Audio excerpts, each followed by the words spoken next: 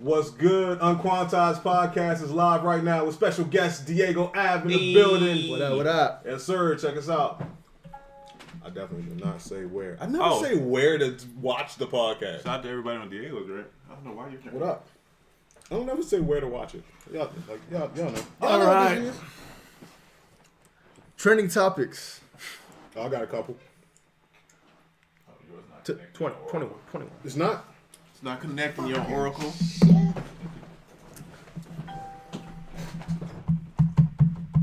This is great. This like makes you just want to. Oh, yeah. Sorry, guys. Drake.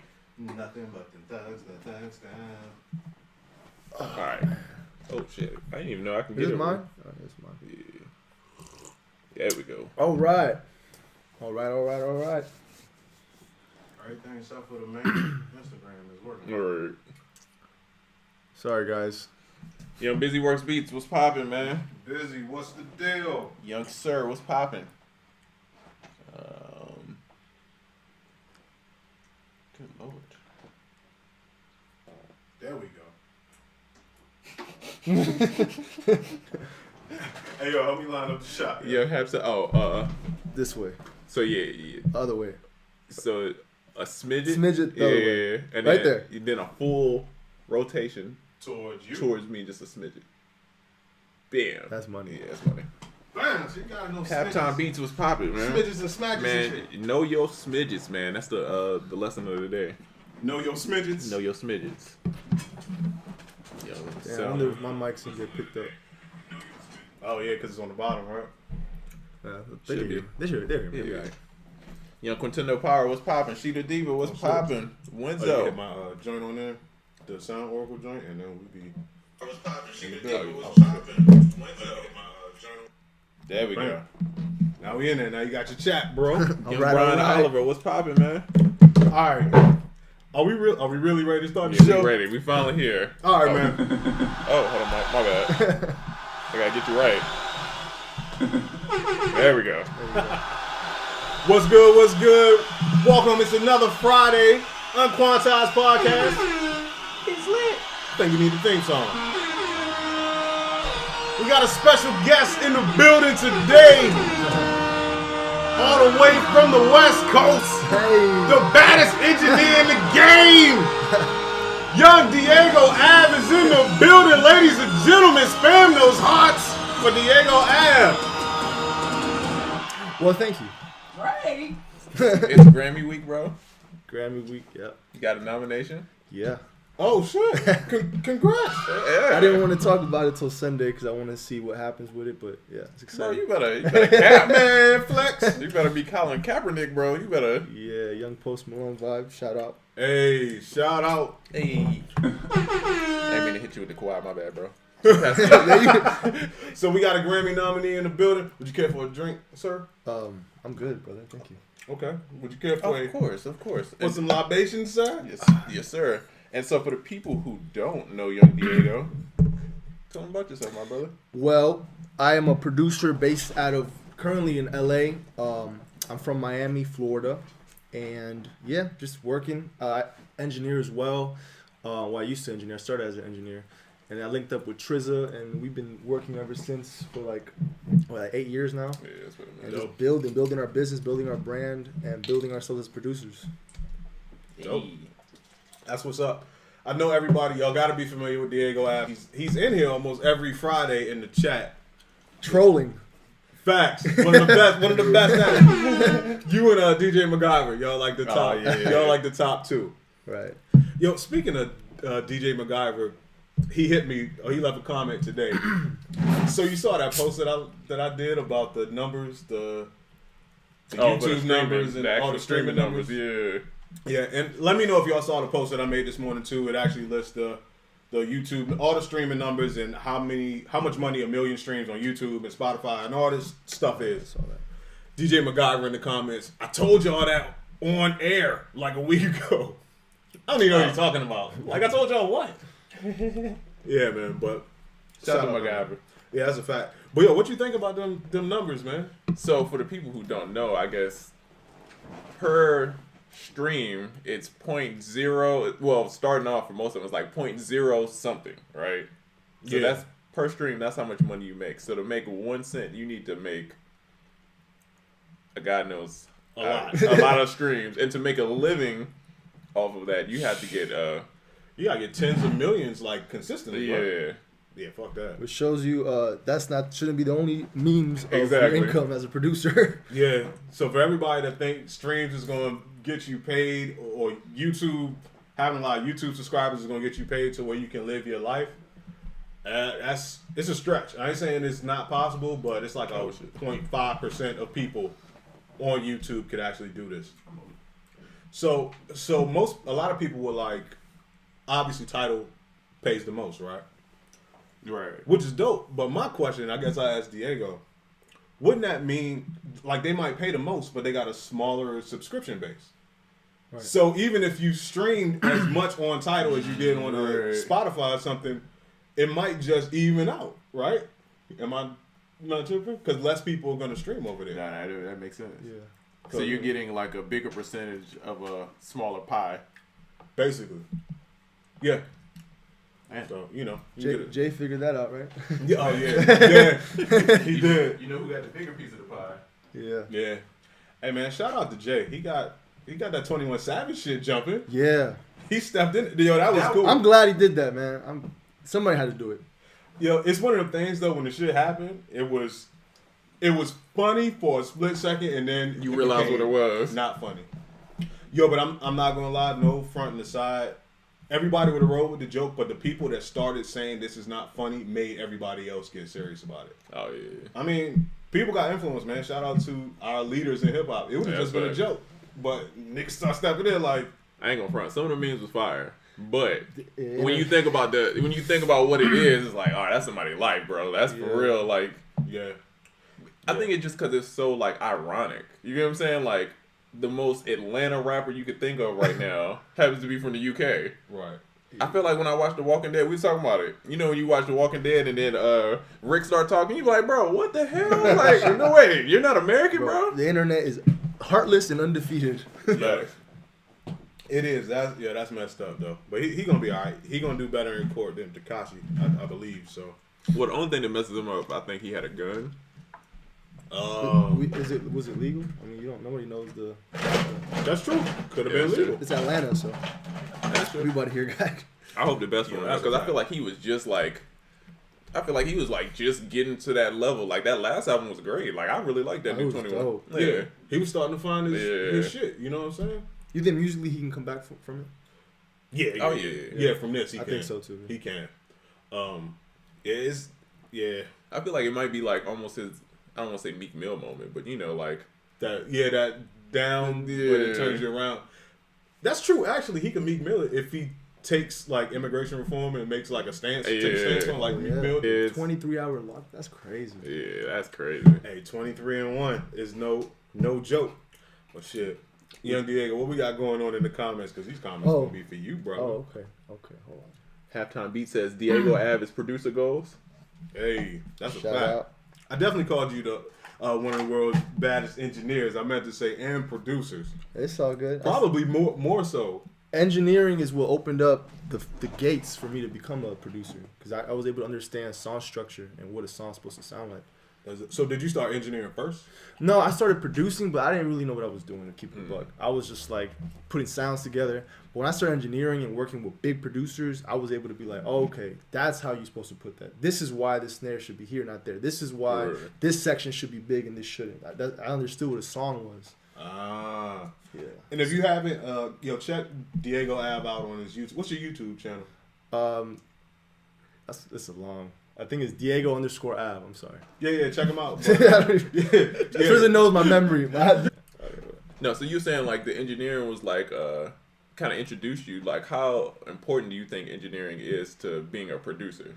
I feel like engineering is very important to be a producer because it's like this. I put it in like a kitchen. I don't know if any of you guys ever worked in a kitchen, but if you're going to be a manager, which I call the producer, the manager of the kitchen, you have to know every position. All the way from dishwasher, fry cook, to the waiter. So to me, engineering is another job that I feel like a producer should know so they can kind of help them get the song done. Because if you don't know how to engineer, you don't know what's going on the computer.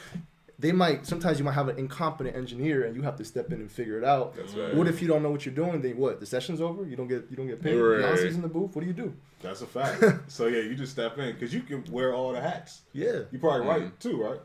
No, I produce writers, but I don't put the pen down and write. But I can, if you're a good writer, I can make you write a dope song. Nice. If that makes sense. Man, that's super dope. Yeah. Yo, so I'm gonna go to one of the obvious questions that people usually ask. Yo, what was your first major placement? My first major placement was Florida Georgia Line and a Nelly record. It was for Nelly's album. It was featuring Florida Georgia Line. But yeah, that was a crazy record because it was kind of country technically. So Yeah, I'm coming from a hip hop background. Right. To me, that was crazy. So Rico Love wrote that record. Pierre co-produced it. It was super dope, man. That's fire. That's crazy. I drank to that. Somebody passed me a Yeah. Nah, that's crazy. I never knew that. And I actually, here's the crazy thing about that song. Like 3 days later, when it was written and Nelly cut it, 3 days later, I was called to a random session. This was before Florida Georgia Line cut it, the demo, because Nelly cut it first. I ended up being the engineer for the session. And they had no idea I was a producer, and I had no idea what I was recording. So I pull up, they send me the song. I was like, "Whoa, this is my beat!" Like it's my. I got so excited. I was like, "This is my beat, guys! This is my beat!" That's crazy. That's super crazy. Yeah, And to be a country record, bro, that's already like, that's a big accomplishment off gate. Yeah, and I'm gonna say it now too because it's old. I was kind of like trying to vocal produce it, but I wasn't. This was a while ago, man. I wasn't really experienced like a vocal producer. And I didn't really do. I know I didn't do a great job at it. They ended up having to recut it later because I didn't really kill it like that. But hey, man, you live and you learn. Yeah, I'm sure you learned a lot from that. I learned a lot from it, but you can't win them all. Right. That's super dope. So that's dope, though. So, you go. If we got some questions over there. Let's see. Smoking Ace says residual revenue. Oh yeah, if you're talking about the numbers though, barely. The meme with the quill and the pen, though. I didn't see that. Oh, it was like he was writing the rhymes. I think it's just the irony of it. But I think once you figure out what's really going it's on. so drastic of like an opposite kind of accent. Yeah, it's just like, I thought it was fake. When I seen the headlines, I'm like, okay, this has got to be fake. Somebody's trolling. Then I seen it on TMZ, then I seen it on something. I was like, damn, this is for real. Yeah, that shit is real. And it's kind of crazy because back in the day, rappers would sometimes fake having a British accent. Oh, yeah. Like, Slick Rick was real, but who did that back? Like a Dana Dane or somebody like real old school. They used to fake British accents. Azalea Banks. Oh, shit. That's very true. Good one. And then we have the opposite with Iggy Azalea doing the, not British, but Australian accent to country. Damn. Sound like a country rap. Young Iggy. That is very... Shout out to the UK, bro. I swear, they could do our act. They could be American. They could kill it, bro. Bro, but let us try to do a UK, we bro. We sound sound stupid, bro.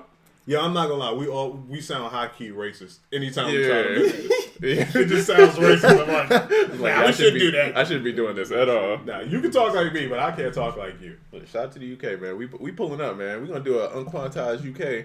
They've been asking for us to come out there though. Man, we gotta do it. UK, call your president. I don't know what they got out there. Call your governor. Parliament? Is it Parliament? Parliament, yeah. Is it? I think. I don't know. That's why they get to fighting all the time, right? I don't know. Yeah. Let us know. Yeah, we coming out there one day though. Speaking of coming out to places, man, we got a live show coming up. March 16th, man. Yes, sir. Be there or be square. The tickets actually went on sale, so I'll be posting some stuff about that after the show. And Young Trizza is gonna be posting it. Shout out to Ascendant Keys got his ticket. JDT Beats got his ticket. Beats Music got his ticket already. Yeah. Shout out to the VIP. That's all the VIPs too. Yeah. We got a couple VIPs left. And we got one panelist to announce to Young Realistic Productions. He's gonna come out. He already got his ticket come out. So messing up the vibe, bro. Damn, man. You had one job. But yeah, man, Realistic will be out there. He'll be on the panel. And crazy enough, it will be the first time I ever met that dude. We've been working together for probably 3 years. That's crazy. Never met him. 80% of the people I work with, like for my company, never met him. Yeah. Just shout out to the internet. Hey. My assistant, never met him. Probably Probably never will. Probably never will. Facts. Wenzel said to play devil's advocate, wasn't he here illegally?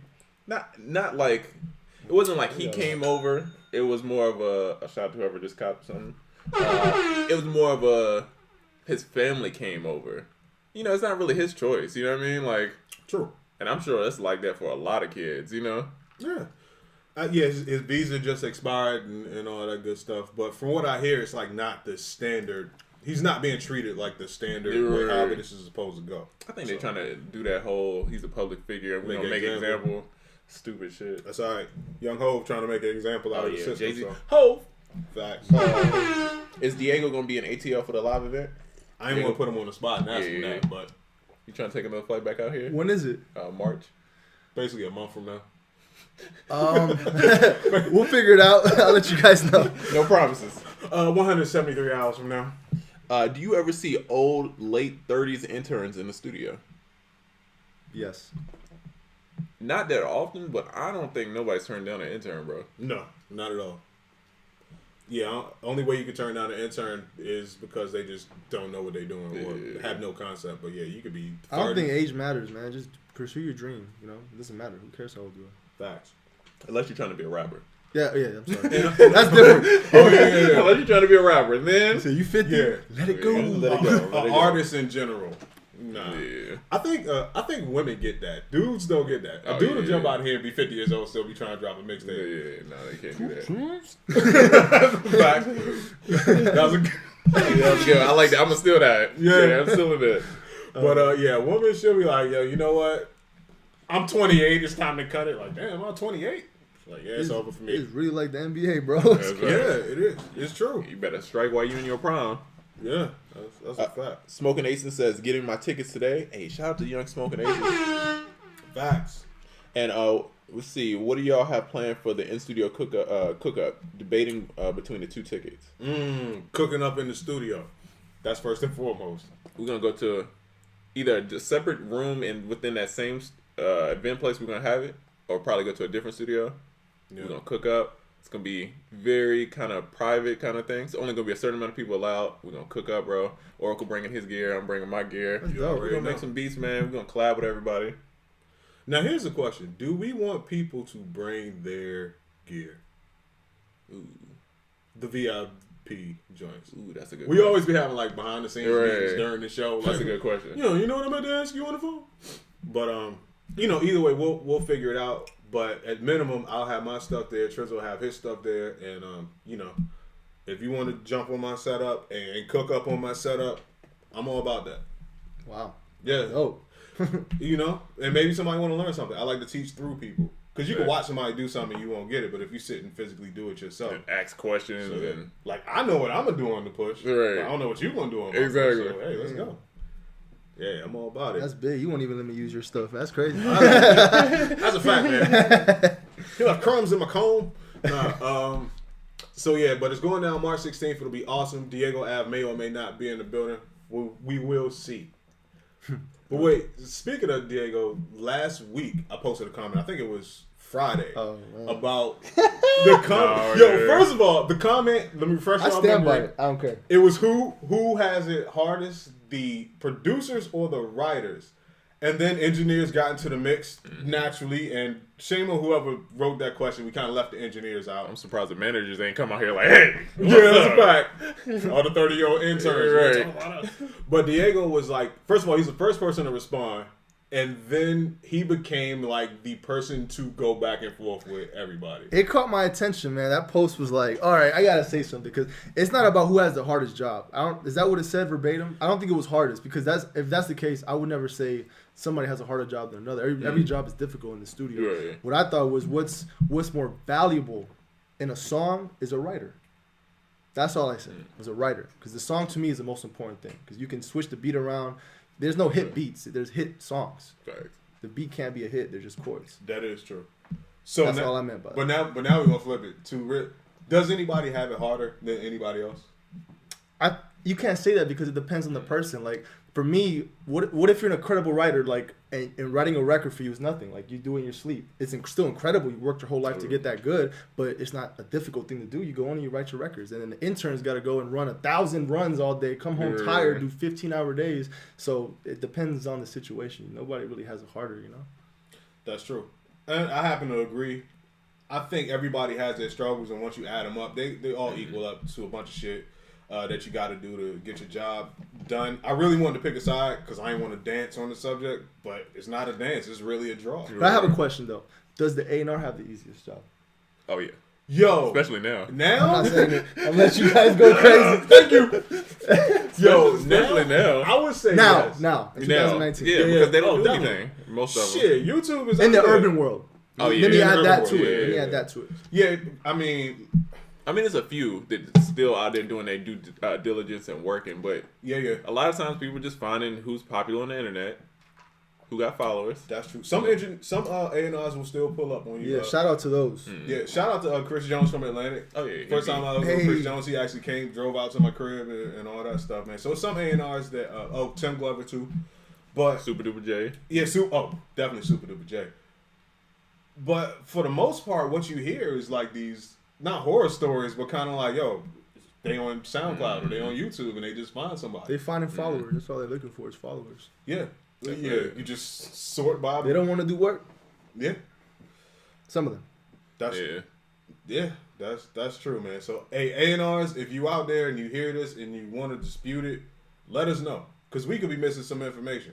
It's like that Diddy post. You see, all of Atlanta has been upset because Diddy made a post talking about how every club in Atlanta is no dance floor and everybody just stands around, which I've been saying for... Yeah. And so now every club promoter in Atlanta is like, no, we changing. It's going to be different. Like, no, bro, this shit's going to be the exact same. You know what I mean? Like... That's why. But ain't that like the general climate of urban music anyway? Is dancing ain't really like the cool shit in the club? I mean... Hey, I DJ last night. I was cranking that Soulja Boy, bro. I ain't even gonna lie to you. They was good. Yo, I can usually tell by like how a dude is dressed whether he really about to dance in the club or not. Oh yeah. I tell you, Tatiana though, I think everybody gonna dance on that one. Yeah, it's going down. So I don't know. I still don't, bro. I'm so on the fence with Blueface, bro. Like I'm trying and I get why it works, but it's just I can't. The records throw me off, bro. Yeah, I'm gonna keep it real. Shit is not working for me, bro.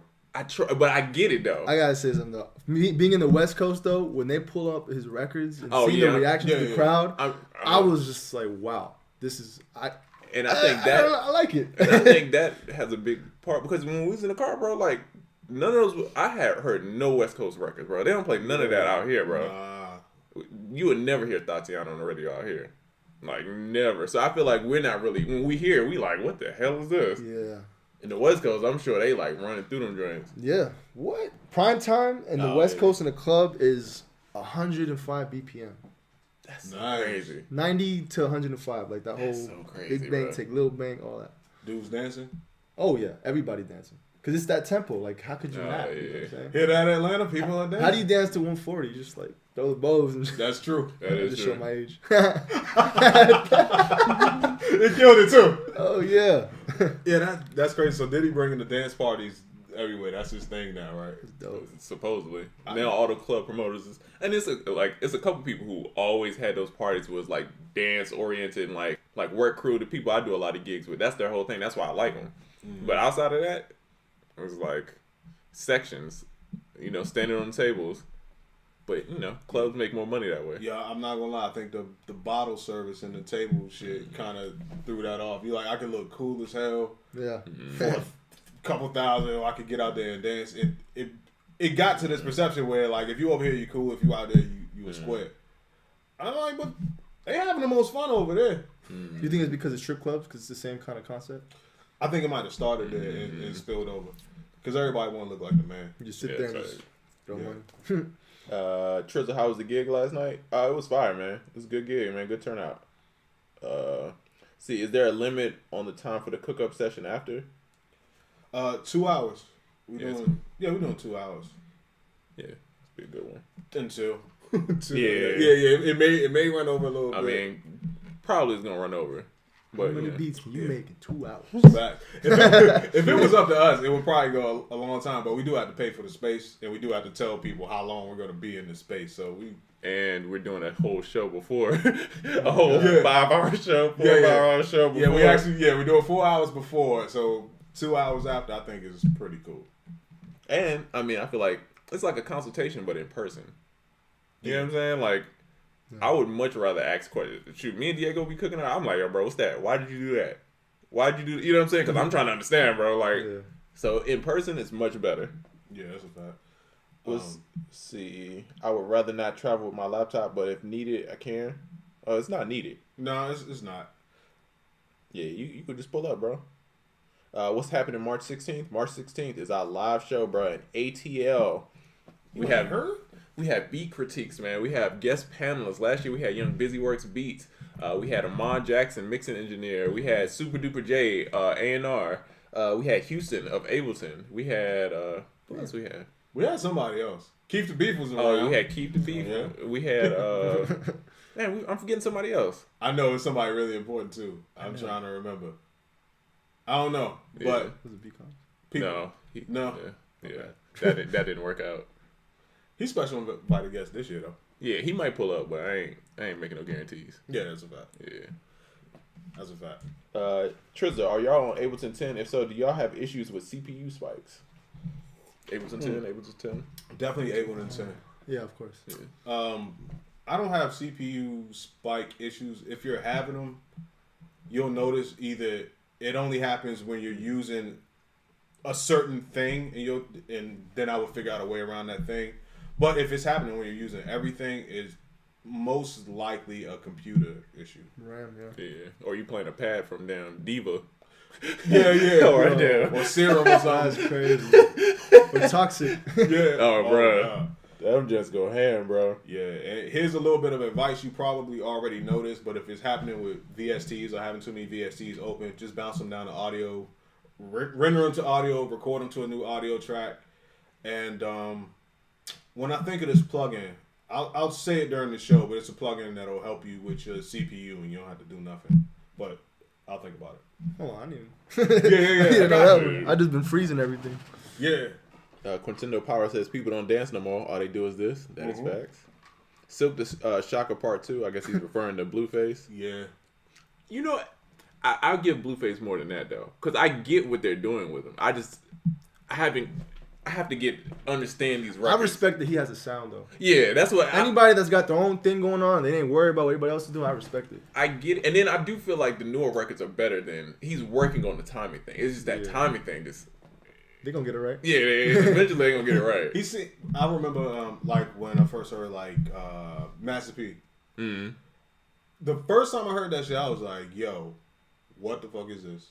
But then after like a smooth week or less, it just grew on me, and I'm like, I get it now. But it took me a while to get it, and I'm thinking like this might be one of those. Yeah, it's like Juvenile, huh?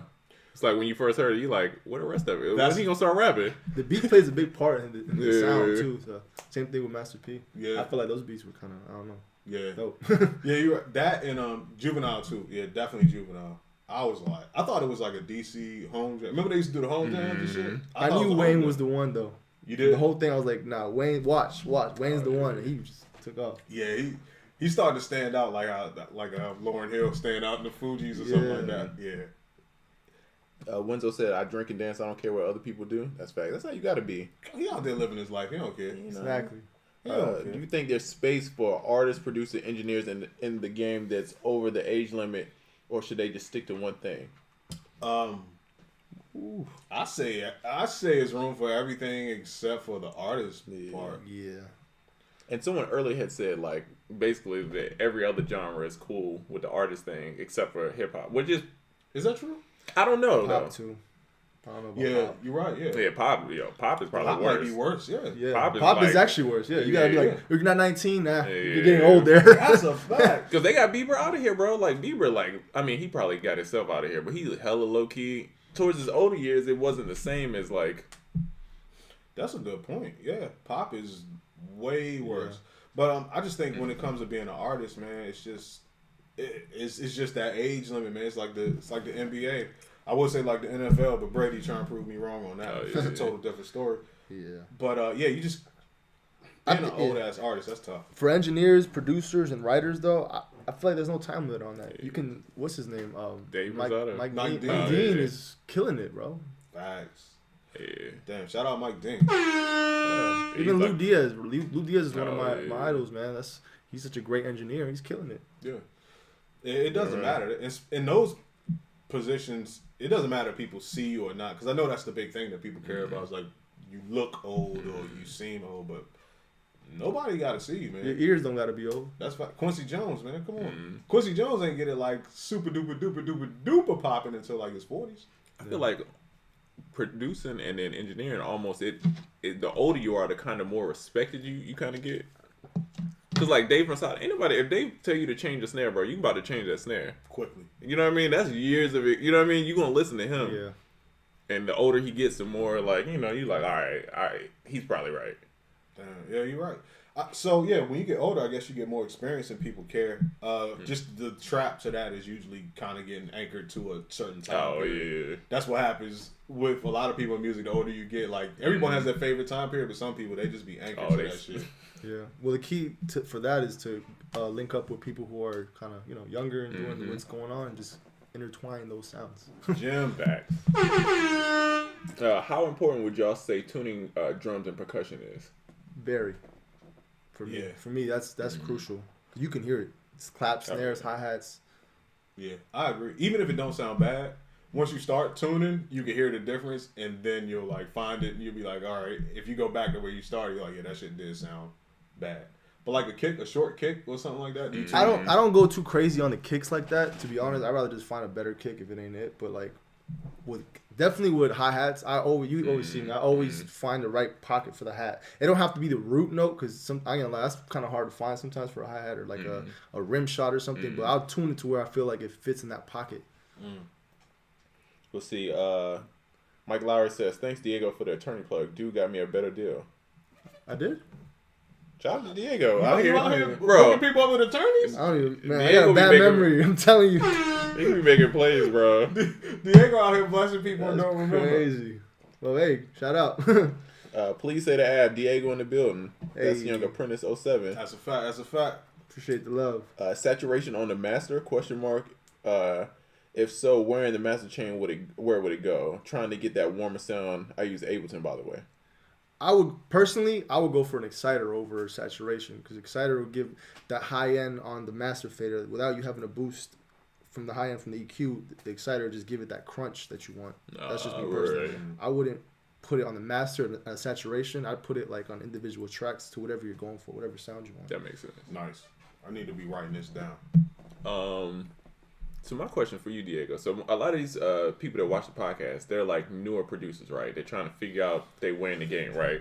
So for you being someone I watched, come up, like, you know what I mean, figure it out, and then you got to all these placements. What do you think the next step for these producers should be to like take their career to the next step? To take their career to the next step or to start their career? To start.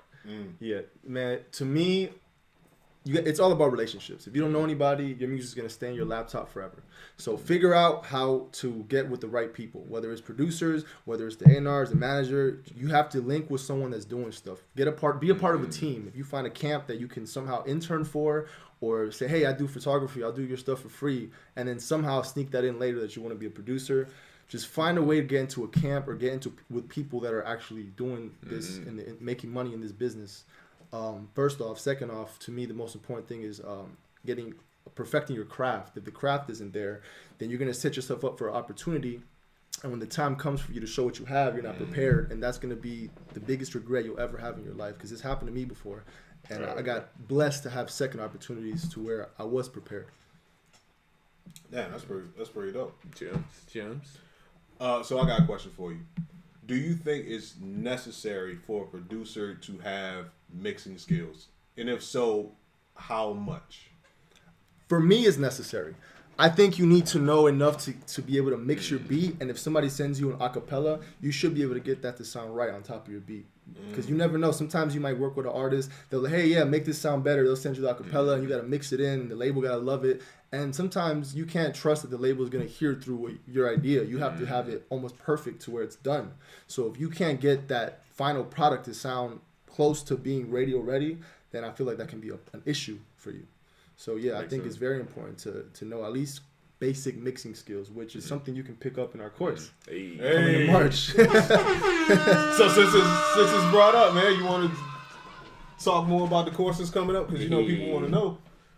Yeah, we started Young off. Triz. So man, it's almost been a year too. That's crazy, bro. Yeah, a year ago we started it. We started it.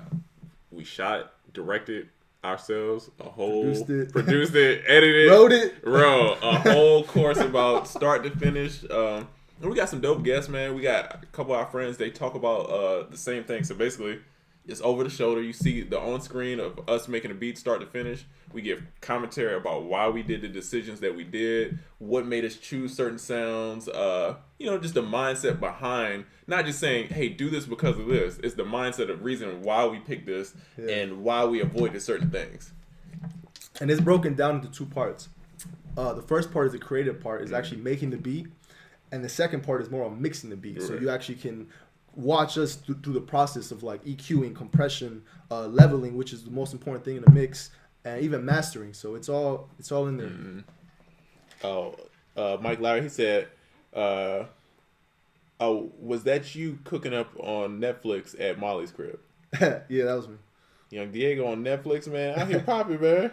Yeah, man. It's on Dropping Cash. I forgot what episode. I think it's like episode 10 or something. Quick little shot.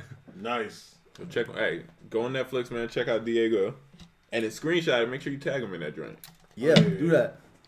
We'll see. Do you guys use Ozone plugs? Ooh. Ozone I like Ozone.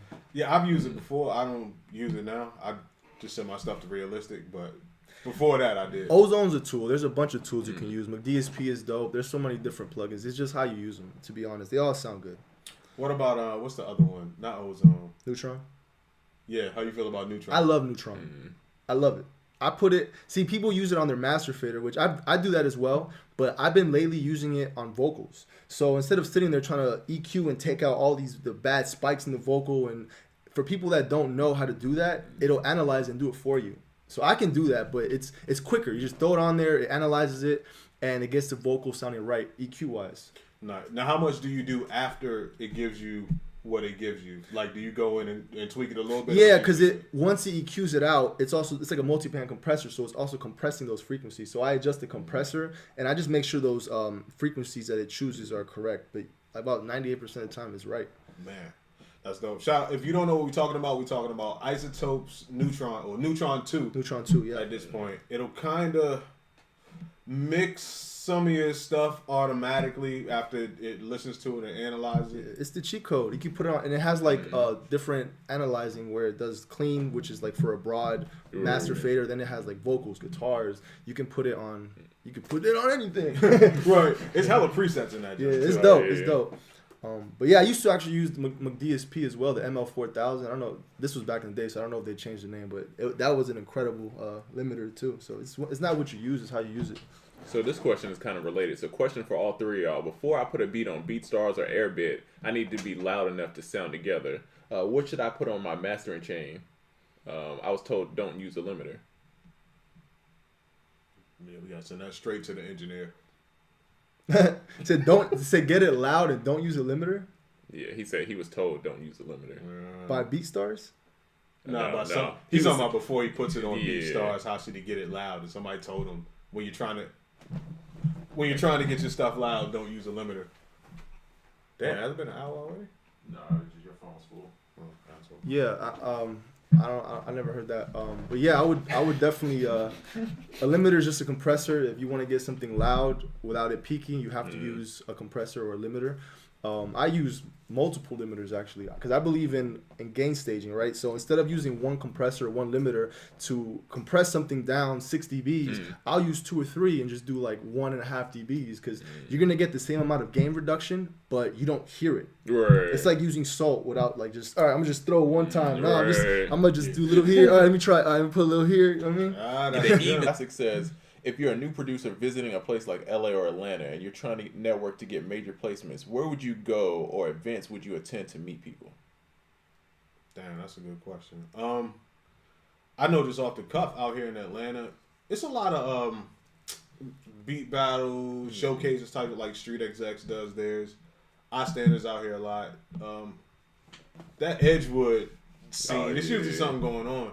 So in Atlanta, I would do that, but more importantly, I would try to find somebody that's halfway tied into music to see if you can get into like a Doppler or a patchwork or something like that. Yeah, I feel like if you're coming here blindly, you don't know anybody, you're gonna kind of be sitting in your hotel room by yourself. But if that's the case, book a studio, book a smallest room in the biggest studio, and try to finagle your way into everybody's session. I used to do that. Very smart. You was one of the people that left the door open? Listen, I'm Captain Figure It Out. Hey. Figure it out, man. Let's see.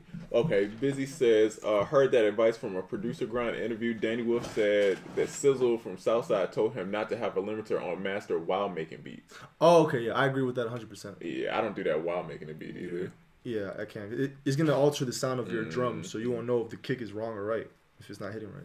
Yeah. I'm not trying to introduce any extra latency while I'm making a beat. That too, yeah, exactly. Yeah, that's going to give you some latency for sure. What do you feel the difference between Atlanta and LA as far as the music scene and getting on? Well, go ahead.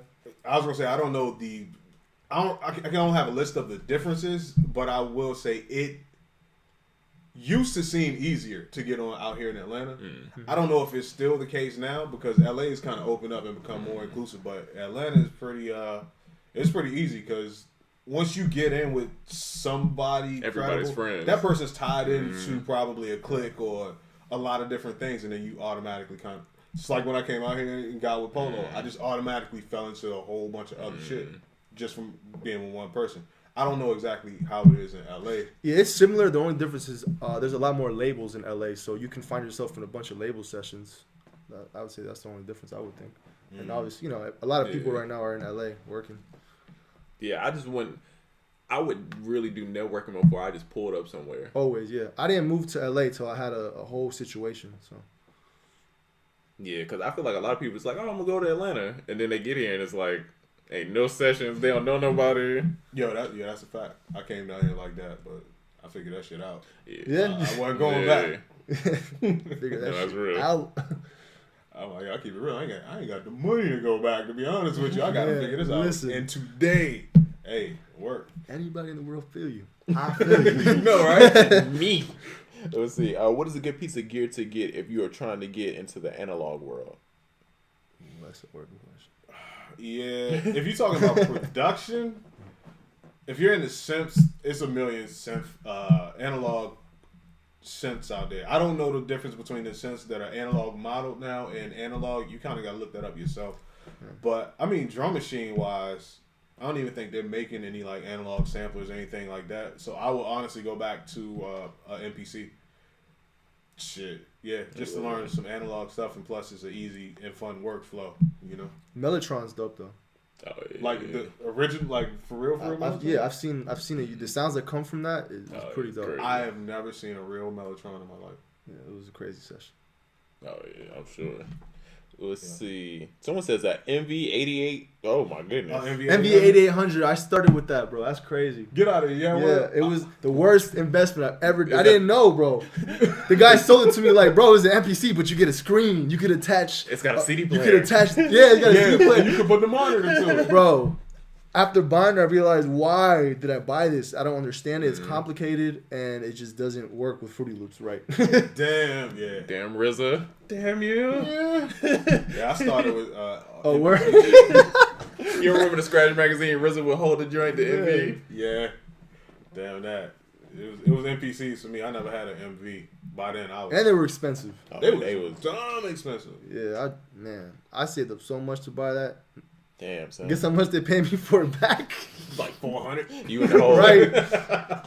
Yeah. You owe them money. Yeah. I would say ASR. So I got an ASR in the back over there, but they kind of hard to find now. The prices that they want for them, I wouldn't pay those prices in 2019. Yeah, I'll just use simpler. That's what I'm saying. Right. But we'll see. Right now, I was trying to explain to some of my friends there's no point in traveling to a place if you don't know anyone or have somewhere to go. I mean... I feel like I know people in LA, and if I don't like plan it out, or it's not like, you know what I mean, like I pull up sometimes and it's just like, all right, we just chilling because it ain't nothing going on. Yeah. You know what I mean? No, he's right. It's true. Yeah, so I wouldn't go to a whole nother city without like having it planned out because at least have some kind of, even if it's the smallest little opportunity, you can make that into something grand if you just have patience and keep working at it. But yeah, if you have nothing, you're just going there, it's not going to do anything for you. Yeah, definitely don't get there and then start asking people what's popping. right. Like, hey, can I work with you? Can I work with you? Don't be that guy. You at the mall like, yo, where all the producers be at out here? Just go to LA Fitness. You'll find a lot of it. Right. Let's see. I heard it, but also heard it from others. Just want to make sure my beats sound good when I upload it. Have uploaded tracks before, but people say it sound extra low volume in the car, or on their phone. So what you should do, bro, is go to Diego's Young YouTube, man. Check out what is it, Mastering for Placements. Yeah, that'll get you right, bro. Yeah, check that out, man. Yo, Diego got the gems, man. If it sounds low in the car, bro, you need to do reference mixes, bro. You need to play your stuff compared to other people's stuff that you like the sound of, and then kind of see what's the difference. There's a plugin. I'm giving out all the plugin gems today. It's a plugin called Mix Checker, made by some company's name that starts with a Z. It's hard to pronounce. I can't figure. You'll have to find it. But Zamboni. Yeah, there you go, Zamboni. I thought you was dead serious too, right? Damn, bro. But no, you can like hear what your shit will sound like in a car or on a phone, or it's pretty cool. It's if you don't have different speakers or different places you can check it, it's pretty cool, man. So Mix Checker, check it out. So let's see. How do you feel about getting Squarebiz producer declarations created? The outline of your term when you're placing records. Jesus. At what point do you guys, of the process, do you guys have those convos with the artist? Oh, so basically, I guess what he's saying is, when do you have the conversation with the artist about the producer decks and the business? Oh, like what? At what point do you have those conversations? I feel like we answer that a lot, but we have a guest. We just throw all the questions to the guest. Well, I'm not gonna like work with a producer and say, hey, by the way, let's sign this paperwork on these beats. Like it makes it awkward, and people won't want to work with you like that. But you can't have like a quick little. If you can finesse it right, you can say, hey, bro, like, how are we gonna do this? You know, I do down the middle. Is that cool with you? Right. Yeah, and then you're good. Just keep working with them, and then usually the business gets done once the records get picked up. Like I don't sit there and nitpick a beat if it's not even placed. I almost feel like you're jinxing it. Like let's just wait till something happens with it, and it'll get figured out. And then too, I don't really like, especially with artist to artist, I don't like talking business like that. Like if I have to, I will. But if I could do manager to manager, I would much rather because I would rather them be the bad guy than me be the bad guy. You know what I'm saying? That makes sense. You should know what's going on, but I don't think you should be the bad guy in the whole situation. You should kind of focus on creating and be known in the situation as a person that creates. Exactly. When I met Tim, one of the first things he told me is like, you need a bad guy. That's like week 2. Especially if you're a nice person. Hey, I'm a nice guy. What can I say? Let's see. Did we miss out on the Omnisphere announcement? No. Actually, can I go through my whole... Oh, yeah. We both been going through hell, but I think Oracle's went through a little more hell than I did. I'm going to condense this. The Omnisphere announcement is coming. We have picked a winner, but let's just say the powers that be are trying to hold your boy down. Me and PayPal are going through a long, difficult relationship right now. But as soon as things clear up, I'll let you all know. But the Omnisphere is still coming, and we have picked a winner. So, wow. They doing us dirty on the internet worlds, man. Oh, my God. Oh, bro, this is a totally, like, conversation within the podcast. Y'all just talk amongst yourselves. So, guys, I'm making some Facebook ads, bro. This some random, and it's saying, oh, your ad account is disabled. That's a big deal. I don't know if y'all not into the advertising. Your ad account being disabled is a humongous deal. I'm over here about to shit a brick. I'm over here panicking like I'm trying to email them. Bro, it was a glitch. Their service messed up yesterday. I checked Twitter and it happened to like 20 other people. And bro, it's fine. They emailed me back like, what are you talking about? Well, ain't that happened. I wish that was my case. Yeah, that's good. Yeah. Yo, PayPal made me prove my whole existence all over again. I've been using PayPal for like probably, it's been over 7-8 years. I got daily transactions on PayPal for years. They're like, for some reason, you got to prove your whole existence. Proof of business, proof of social, proof of everything. All that has been turned in. All that has been approved. but I also had to send a letter of authorization saying that I am who I say I am. And it's been a week for them to look at that one letter. That's the last thing, and they just haven't done it. They probably got fraud. Yeah. Ass. So if you go to soundoracle.net, you can buy with credit card, you can buy with Google Pay, Apple Pay, but PayPal's down. All week PayPal's down, bro. That's cold-blooded, bro. Oh. Can't send money, can't receive money through PayPal, none of that. Wow, I was cussing somebody out the other day. That's crazy. I didn't know that. Yeah. Like, where's my money? But, see? Yeah, Yeah. I think How would you guys rate the MPC Live /X versus the older models like the 2500? Let me get my phone. Oh yeah. I haven't used Live. I got the Touch. I like the workflow of the older models better, only because with the Touch and the Live and all that, some buttons are on the screen, and some of those buttons feel better when they're actual physical buttons. Like for instance, on the MPC Touch, Right. the note repeat divisions or the quantized divisions on the old MPCs, they're actual physical buttons, and on machine, they're actual physical buttons, which makes it easy to change. When they're on the screen, pressing buttons on the screen is whack.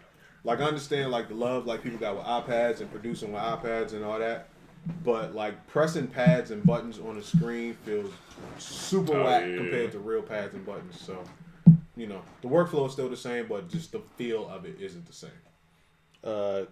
Classic said young Mark is getting married. He's getting married the same, I guess, around the live event. Shout out to him though. Who getting married? Young Classic Mark. Hey! Shout out to you, man. Let's see. Black keys.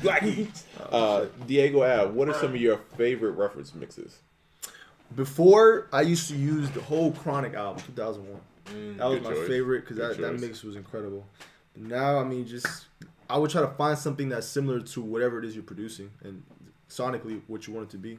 But me personally, that's what I do. I just find like, all right, if I'm doing this kind of pop record, all right, let me find something in the same vein. So That's dope. Shout out to Smoking Aces. He says he's getting married next week. Yes, sir. Hey, shout out to you, my What? brother. Hey! Congratulations, Hold brother. on, cuz. Did you get an invite in the mail? I didn't, bro. I didn't, bro. Yeah, it's all good, bro. We'll just crash it. Don't worry it's about cool. Make sure y'all got some vegan options, bro. You know what I mean? it. yeah. send me that pin real quick. Oh, I got you. Yeah. Let's see. Diego, Soko Studio shut down. Can you recommend another studio? Man, Paramount. There's a bunch of studios, really. Yeah. Let's see. You need me to run up on PayPal? Yo, Yeah. I ain't gonna say online, but you know. Click clack. Facts. Got the Audacity says, "Hey, Sound Oracle, Trizza, and Diego, what's going on?" Oh, what's up? Audacity, she's a super dope producer. Hey. Yeah. Her and her husband got a podcast. I was on their podcast before too. So dope. yeah, shout That's out to fine. them. Yeah, I actually did the interview at Billboard. Oh, okay. I remember. Okay, I remember that. Yeah. Oh man, everybody's going through. I forgot. Busy got his MailChimp account hacked. Damn. Damn. Bro, that's cold blooded. Listen, man, it's around the beginning of the year. It's around tax time. I don't know. There's something going on. Yeah. Scammers be scheming. Yeah. Scam. Yeah, in the digital world, there's something going on, bro. Let's see. My bank froze my shit trying to change my ticket this morning. I really could use some help. I don't want to spend $700 unnecessary. Oh no, we got you, bro. Oh yeah. As soon as we get out this podcast, we'll get you straight. Gotcha. Yo, matter of fact, I hit Trizza. I was having problems with Wells Fargo yesterday. Oh, everybody was down. I didn't know until I talked to you. You were Yeah. like, yeah, it was down too. I'm like, yo, dog. You know the movies where like somebody get blackballed and they just start like cutting them off digitally from the world. That's how I felt. Like eventually I'm gonna go somewhere and I ain't gonna be able to do shit. They're just gonna cut me off all the way around. Bro, I was buying something, and I had just looked at my bank account. You saw I swiped that joint confident. I was like, nah. I'm like, wait. I'm like, yeah, all right. But then I didn't feel bad because the person beside me, the same thing was happening. Dope. And then they was like, oh, Wells Fargo's down. So then I'm like, all right. Damn, I'm not a broke boy. Tristan like, do I look like look at my shoes? I'm about to buy bricks of gold. That's not going nowhere. That's a fact. Bags. That is a super fact, dog. But I don't know. PayPal got me rethinking a lot of infrastructure. Now. That's a lot of power for Oh, yeah, a motherfucker just to say, have like, on nah. you, Right. Really, when you think about every one of our situations, the ad account thing, I was like, bro, that's too much power, bro. Like, that joint is just gone. If somebody has the ability to stop you from sending money and receiving money, that's a lot of power. That's why I think everybody should have their own website. Like, if you're selling beats, like, get a BeatStars or Airbit or whatever it is, but have your own, because you don't know what they're going to do, bro. Like, we don't know what Facebook going to do, bro. We don't know what, Instagram, like, if you got your own, at least you can somewhat control what's going on. That's a fact. Side note before I forget, remember we saw on Venmo and Shopify? Right. It's there. It's on the PayPal Express, though. So it's there, but it's under PayPal. So if you do PayPal Express checkout, Venmo is an option. Shout out to whoever wants to buy with Bitcoin or Venmo. That's a fact. Let's see. I think these companies are finding good marketing and things, shutting down like how Trump went national with his news. I can see that. All right. Let's see. Oh, that's Too Busy Works Beats. Let's see how much time we got over. Okay. So let me ask you this, Diego.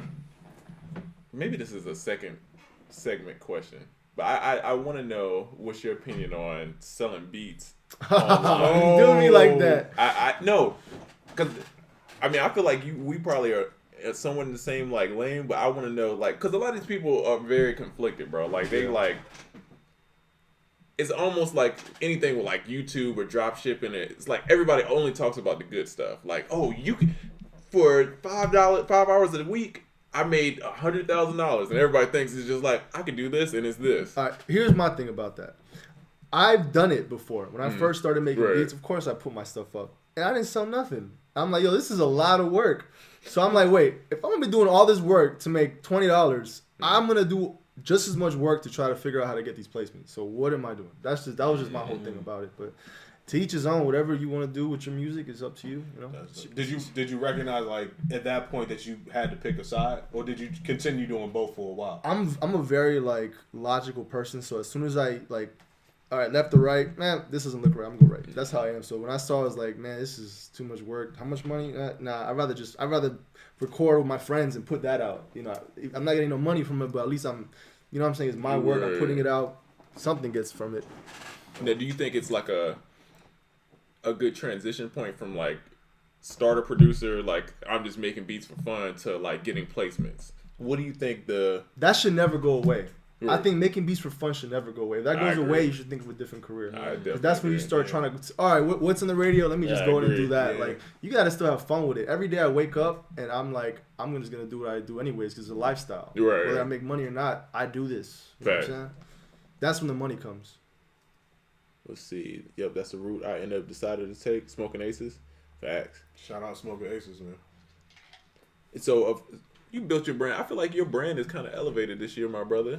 I feel like you on World Star the other, what was it, like a week ago you was on World Star? Yeah, I've been on World Star a lot. And it's crazy. Like, not me personally, maybe once or twice me physically on there, but like a lot of these beats I've been giving to artists, they'll like post a video. Oh, like, remember the designer one? Designer had a video of him in the bed and then he just out of nowhere popped up and started spitting. And I went back to that old the old video, and everyone was like, yo, what happened to this song? What happened? So yeah, it's been going good on that. So what do you think has been the turning point for you to like make this pivot with your brand? As far as a producer, like I said, you putting out more content, you're like showing up more places. Like, what is the key thing that you think is like? I feel like I'm at the point now where I'm comfortable and confident with my music that I'm making. And I feel like, all right, I have that down to pack. The next thing is, how do I get to these next doors I want to open? Because I've opened the doors I needed to get placements. I need the next door, the Jay-Z door. That's what I need. That's what I want. Yeah. So that's when the brand is like crucial. Without the brand, nothing matters. No one cares. No one's going to know who you are. So you have to figure that out. And when I saw what building my brand did to getting my music out there, getting placements, it elevated everything. And then there's other ways to make money from, the business aside from selling beats that opened up because of building my brand. Yeah, that's a good point. Having a brand is very important because it's not like it's a shortage of good beats out there or good producers, but a lot of people. So if I got two producers that are dope, and one person shows me who he is all the time and has a brand, I kind of recognize it versus somebody who's just has beats. Like personality goes a long way, and people feeling like they know something about you that shit goes a very long time. Yeah, for the longest, man, for years, I was people were knowing about me through word of mouth. So they're like, oh yeah, I heard about Diego. Yeah, he's dope. Which that was cool. But like now people are starting to see the face, put the face to the music, and that makes such a big difference. And it's so important to get your face out there. That's dope. Yeah, I agree. Good advice. Get your brand together. If you haven't already, you heard it here.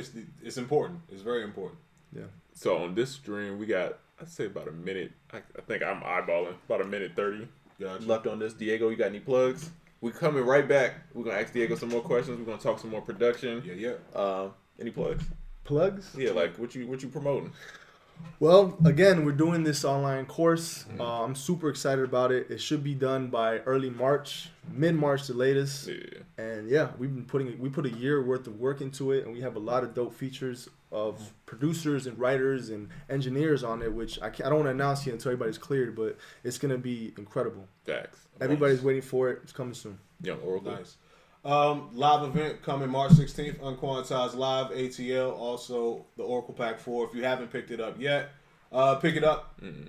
It's my favorite drum pack to date, so yeah, check it out. Fire. Hey, That's a big thing to say. Yeah. Yeah, it actually is my favorite. Yeah. All right. I fucked it up. I'm bad. No, you good. Cut you right off. No, it's perfect. YouTube, we still here. I always pointed the screen like the camera Hey, on the screen. Trace, Camera's right could you there. end mine for me? Oh yeah, I got you. Yes, sir. You want to end it, start over? Or? Nah, just... In case you don't know, young Trizzle's over there. He's getting his pen on behind the camera. You know, all that good stuff. Oh, we're doing another thing? Oh yeah. Oh, yeah, you can start. If you don't mind. Thank you, Yeah, brother. I got you. Sorry. Diego, did you do the 808s on 42? No, I did not actually. And here's the crazy thing about 42 is I did that track on Fruity Loops. I haven't used Fruity Loops in like 10 years. But yeah, so my guy was making beats with Jay Shrim, which is Sway Lee's DJ, and my computer died, and I was like, all right, we're gonna figure this out. So he just pulled out the keyboard. I started playing keys on his FL, and he did the drums to it out of the 808. So shout out to Jay. European Nice. That's 42. By the way, I'm gonna clear this out now. Everyone's always asking me about why does the mix sound like shit. That record was never mixed, so it was released as it was recorded.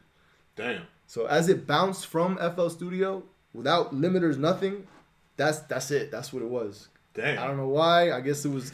I got last minute clutch. Is that ended? You really pulled that one out last minute, though. Yeah, let me tell you, the album was it was pretty much done. This is the Trim Life 3. So that album was pretty much done. Like, it was within 4 or 5 days, they were going into mixing. And the last 2 days of that, I snuck one in, and they're like, bro, we don't have time to get this mixed. Well, we already have a schedule. We just gonna put it out. So, it's crazy. Nah, that's dope. The fact that they just still put it out, they're like, yeah, it's dope. And as an old me engineering in the past, it hurts. It hurts. It's like, come on, mix my shit. you probably still want that shit mixed to this Yeah, day. I almost want to just put out my version of the mix, but I don't know how legal that is. yeah. Oh, they can take you down. Yeah, I'll take it down. They will take you Change down. the name of it. 44. 43 and a half. Hilarious. Not 43 and a half, though. Let's see. Is there a way to make a intentionally muddy loop sound clean? Outside of EQing? It's just EQing. Yeah. You know what you can do too? You can do use the C4. It's a multi-band compressor, and you can take the 300 hertz, which is like the mud. You can control all that excitement in that frequency range by ducking that down. There you go. This is a good question. Action 903 says, do y'all think most kit people selling are frauds, copies, and resellers? I'm very skeptical about kits. I personally want to learn how to make drums from scratch, but I don't know where to learn. Oh, man. All right, it's killing me not to jump out here and be first on this. Now go ahead. Listen, I won't say most people that are selling kits are frauds, but a lot of them are. Listen, I'm going to break it down like this. I got drums. I think my drums are fucking amazing. I make drums. People that sell drum kits, and I'm just talking drums. I didn't even get to the samples. But people selling drum kits, ask them how they make drums. Motherfuckers don't know how to make drums, man. Like, What's your process? I'm gonna keep it real, man. People out here faking and capping like shit. Just ask them. Just ask them the process. They have no fucking clue because they just finding stuff, and then people are curating. And everybody's not even being a good curator. They're not even curating rare shit. Oh, they They're ain't even curating shit that renaming it. everybody already got. They stealing shit from the Steelers. You know what I'm saying? Yeah. Like, I heard people steal my shit. Splice, what up? People on Splice and all that shit, but what I'm saying is Oracle shot that shot. right, yeah, it's people on Splice that's jacking my shit. Right. And other places. But the thing is this, but this is where brand comes back into the conversation. I feel if you're having questions about something, if you can't go to the source and find out more about that person and their knowledge and their track record, then you probably shouldn't fuck with it. That's one of the reasons why we do this show. Like, if you feel skeptical about anything I'm doing, anything that they're doing, you can come here. You can ask us questions. You know what we already did. You can ask other people. Other people know about what we did. Now, when it comes to these people you don't know, and then you ask other people and they ain't never heard of the person, and you can't get in contact with the person, and they ain't got no avatar and all that shit, leave it alone.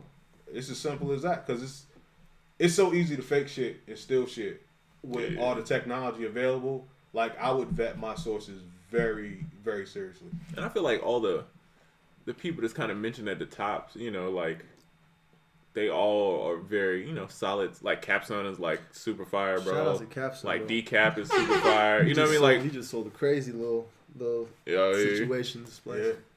But, you know, those people are trusted, man. You know what you're getting from those people. I wouldn't trust these random... A lot of these, like... Oh, like, I'm a producer, I'm just making a kit. They're just, like, stealing stuff that they use from other kits. You know? I was in some kit the other day, and there was, like, Oracle hi-hats in there. That's a fact. It said Oracle hi-hats? The name is Oracle hi-hats. Yeah. In someone else's pack. Who was it? Shout out to all the people that send me shit in my DMs like, yo, bought this pack from whatever, got this sound from whatever, it's your shit or whatever. Like, people let me know, so I'm not tripping out here. Like, they sending me the exact joints. But, it's a lot of people faking. You have a right to be skeptical, do your research, but I wouldn't, naturally I'm going to say this, but in all honesty, I wouldn't turn my back on buying sound kits because it's a dope resource. Like, if you were in construction and people sold mad cheap tools, that don't mean you stop buying tools because you need them to get your job done. You just find out who got the best tools and you buy from them and them only. And look at the people, like, we have, like, in-depth reviews. Like, Realistic does, like... Oh, yeah, you can hear it. It's like, it's not like you just guessing and you buying some lottery thing. Yeah. It's not like, remember them little toys you used to get out the little 25% and you ain't know what you was about to get? Facts. Yeah, it's not that, bro. I will say for some people, though, I would advise against just being like, well, fuck it, I'll just do it myself. Oh, yeah. Not everything... Don't do that. Is like, I could want to fix my car. Something could be wrong with my car. I know me getting on YouTube trying to figure out how to fix an engine block is not the best route for me to go. It doesn't make sense logically. So like I say, man, just find the best ways to go and then just stick with trusted brands like you do with anything else in your life. I feel like producers think that sound design is the same thing as making a beat. And I made that assumption too. Because, you know, I'm around the sound guy, you know what I mean, all the time. So I'm like, all right, I'm going to get into the sound game. It's going to be easy. Right, it took me like, as far as like the sounds, the business and all of that, it took me a year and some change, bro, to kind of get it together, bro. Of like practicing, figuring out what worked, what didn't work. I messed up a lot, you know, trying to do all it still. Shoot, I messed up, a couple weeks ago. It's always a longer road doing shit the right way. But there's always a time when the things that are wrong or the things that are cheap, it's this big sweep that comes through and exposes all that shit, and you don't want to get caught up in that. So you might as well take the slow burn and do the shit the right way and become an authority on it. So that way you can change the culture as well. Not only make dope shit, but you can teach other people that making dope shit and not stealing dope shit is the way to go. You know what I think they should start doing? I think they should start crediting sound designers in records. They don't have to get publishing. That's fine. It can still be royalty free. But just you getting that credit as like a keyboard player, something sound design, I think it would be dope for them to start implementing that into songs that get released. I think that's, if you think that's a dope idea, man, spam those hearts. And here's the thing, if you do that, they have a royalty now for keyboard players that's taken out. That's, I guess, a few years ago they just made the law now, where they get a small royalty through these companies, like only guitar players and keyboard players get it. And you get some good money from that. That's dope. Even if you don't get publishing or royalties on it, you get that royalty for having that credit. So it's important as a producer to try to finesse your way to getting keyboard credit on records so that you can get that as well. Man, I wish they could retro that shit when it happened. Man. Hey. Yeah. Let's see. Sound Oracle has the craziest drum sounds. The tape processing endurance is crazy. Man, I appreciate it, man. Cassette drums. My favorite thing, though, I ain't gonna lie, is the drum loops. Just like the whole, because then you could like EQ them and just build on top of them and do your own version. That's crazy. And you can take individual hits out of them and actually. I always say, if you got a drum loop, you have a drum kit. You at least maybe have kick, snare, hat, or a couple sounds that you know work well together because they're from the same loop. Loops are fucking insane, bro. Hey. What do you think about these marketing people that claim to be able to raise followers, views, likes, worth the money or scam? That was a good one. Wait, one more time. So basically, like, you pay people and they raise your follow. Okay, well. Oh shit. I don't want to say I'm the marketing guy. You're the marketing guy, but I'm really into marketing, right? It's two ways that you could do it, right? It's paying for paid advertisement and traffic and stuff like that, which is a very viable solution to gain your followers, right? But you got to understand that you're paying for this and it's not going to be cheap. But if you're paying like $300 and I'm going to get 1,000 followers, bro, it's the stupidest thing that you could do because those 1,000 followers don't know anything about you or care about you. And they're not buying anything for you. So you're spending money to have fake people. You know what I'm saying? Yeah, that's what I'm saying. Like, it looked good until you ask the motherfuckers to do something. Or you got one comment. Yeah. With 60,000 followers and you got one comment. Right. Now you're looking crazy. Or you come out with something and you're like, I got mad followers. Everybody go support. Everybody go here do it. Crickets. Because then people don't know you. They don't care about you because they were bought. You know what I mean? Buying fake chains and shit. Hey. It's a lot of fake it till you make it without to make it. It really hurts you more than I feel like it helps in the long run. Yeah, because it's all about your engagement, right? People want to know your comments to your follower ratio. Well, we can tell. Yeah. I'm sorry, I'm gonna say it. We can tell. I go to so many pages. I'm all right, you got 100,000, 50,000 followers, and you got 3 comments. Like, come on. Yeah, we know. And then all the comments be like, "Hey, hi, nice post, swell pic." Like, damn. Yeah. So I wouldn't do that, bro. Yeah. If you're gonna invest in something, bro, if you don't know how to do it, it's gonna cost you a little bit. But find somebody that's good at running ads and that promotion stuff. You know what I mean? Yeah. But it ain't gonna be no cheapy cheap. Nah. If it sounds too good to be true, most likely it is.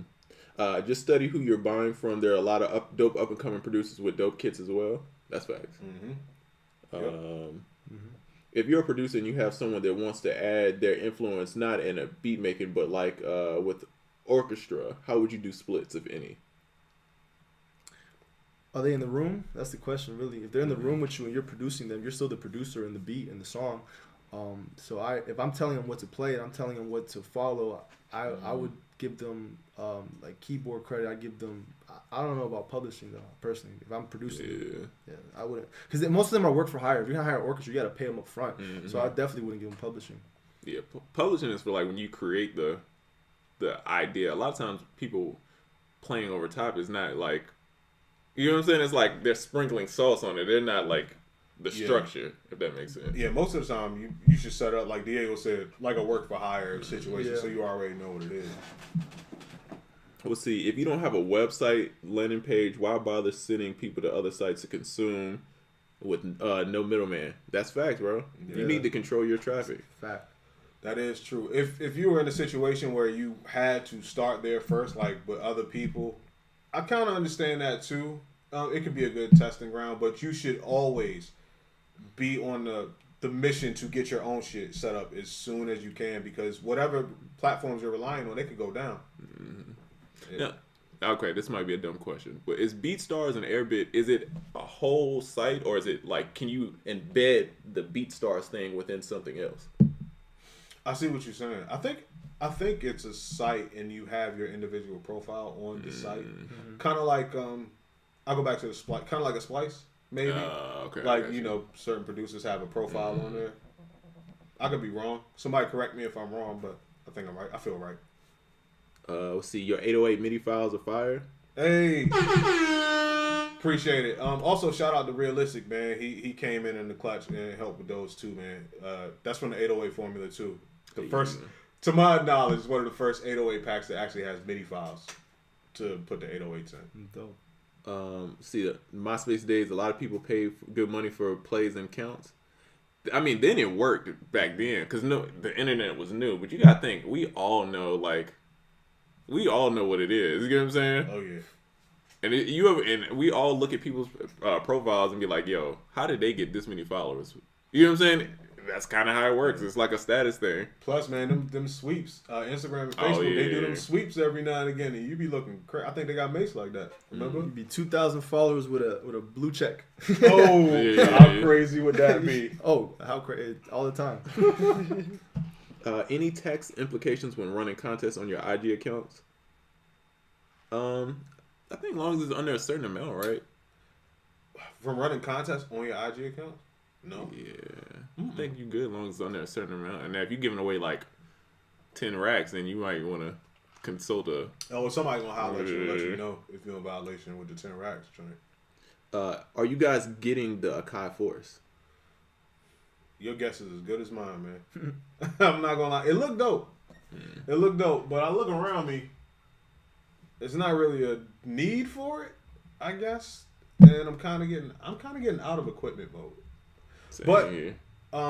Saying all that to say, Andy Mack gave me a cool little tour on FaceTime of the joint. I want one, so I may get one day.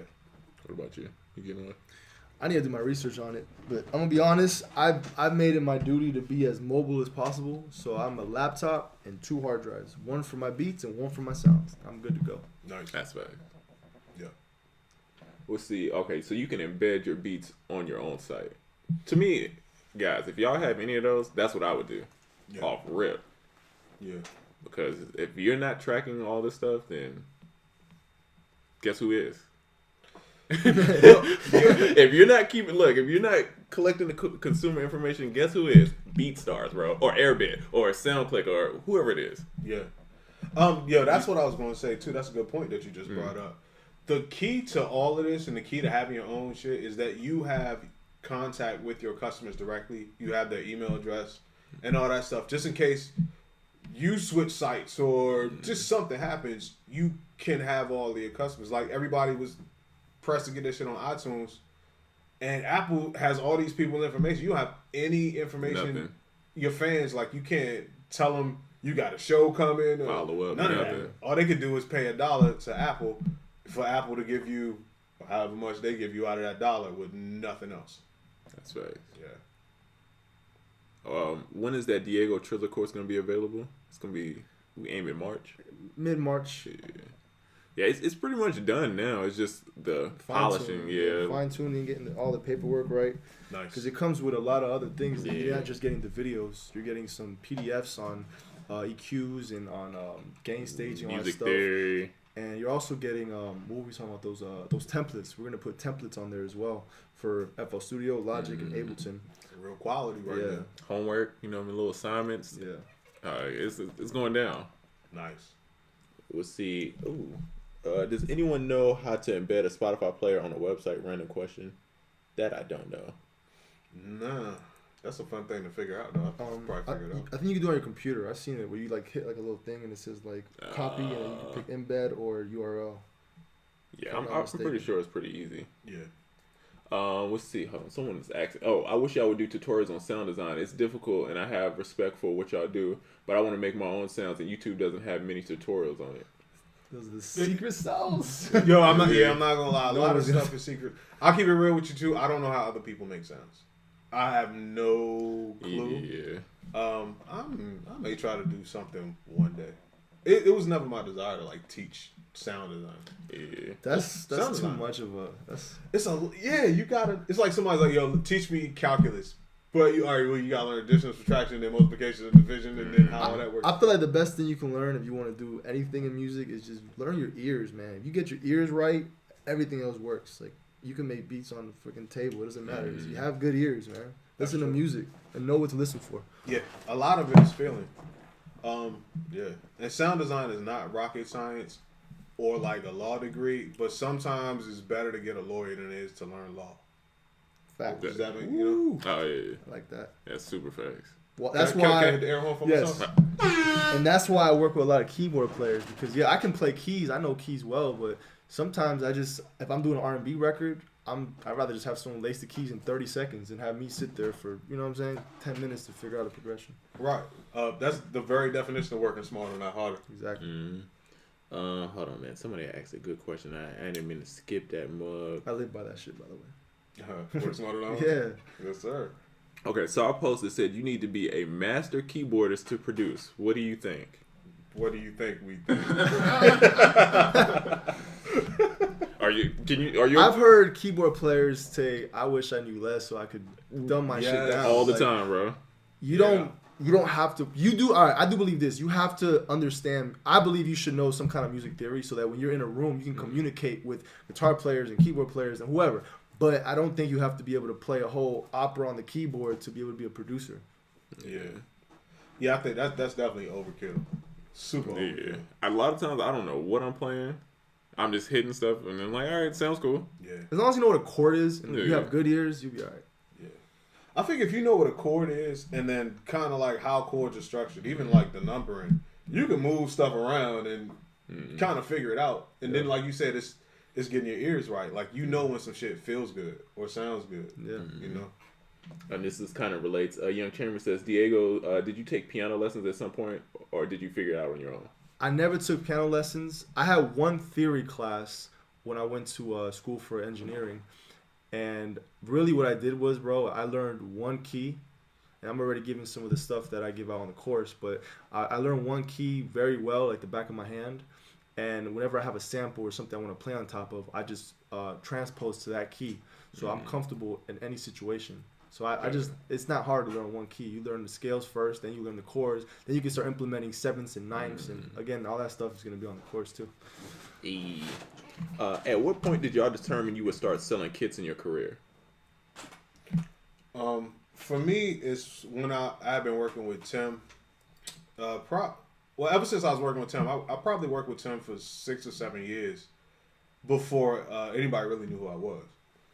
But in being in different studios with him, like some of your favorite producers or just people that would be in the studio with Tim or just around would be like, yo, can I get some sounds? And I just told people no for like years and years and years and years and years. I wouldn't give out a single damn hi-hat. And then eventually, I had a bet with somebody. You know who I'm talking about. Homie was at the crib. He was going through some shit. He wanted to start a business. And I'm like, I want to start another business too. So it's not difficult for you because I want to know too. I'll do one with you. He never started. But then I started soundworker.net. And then I figured that's the one thing I could sell because people have been asking me about it for 6 or 7 years at that point.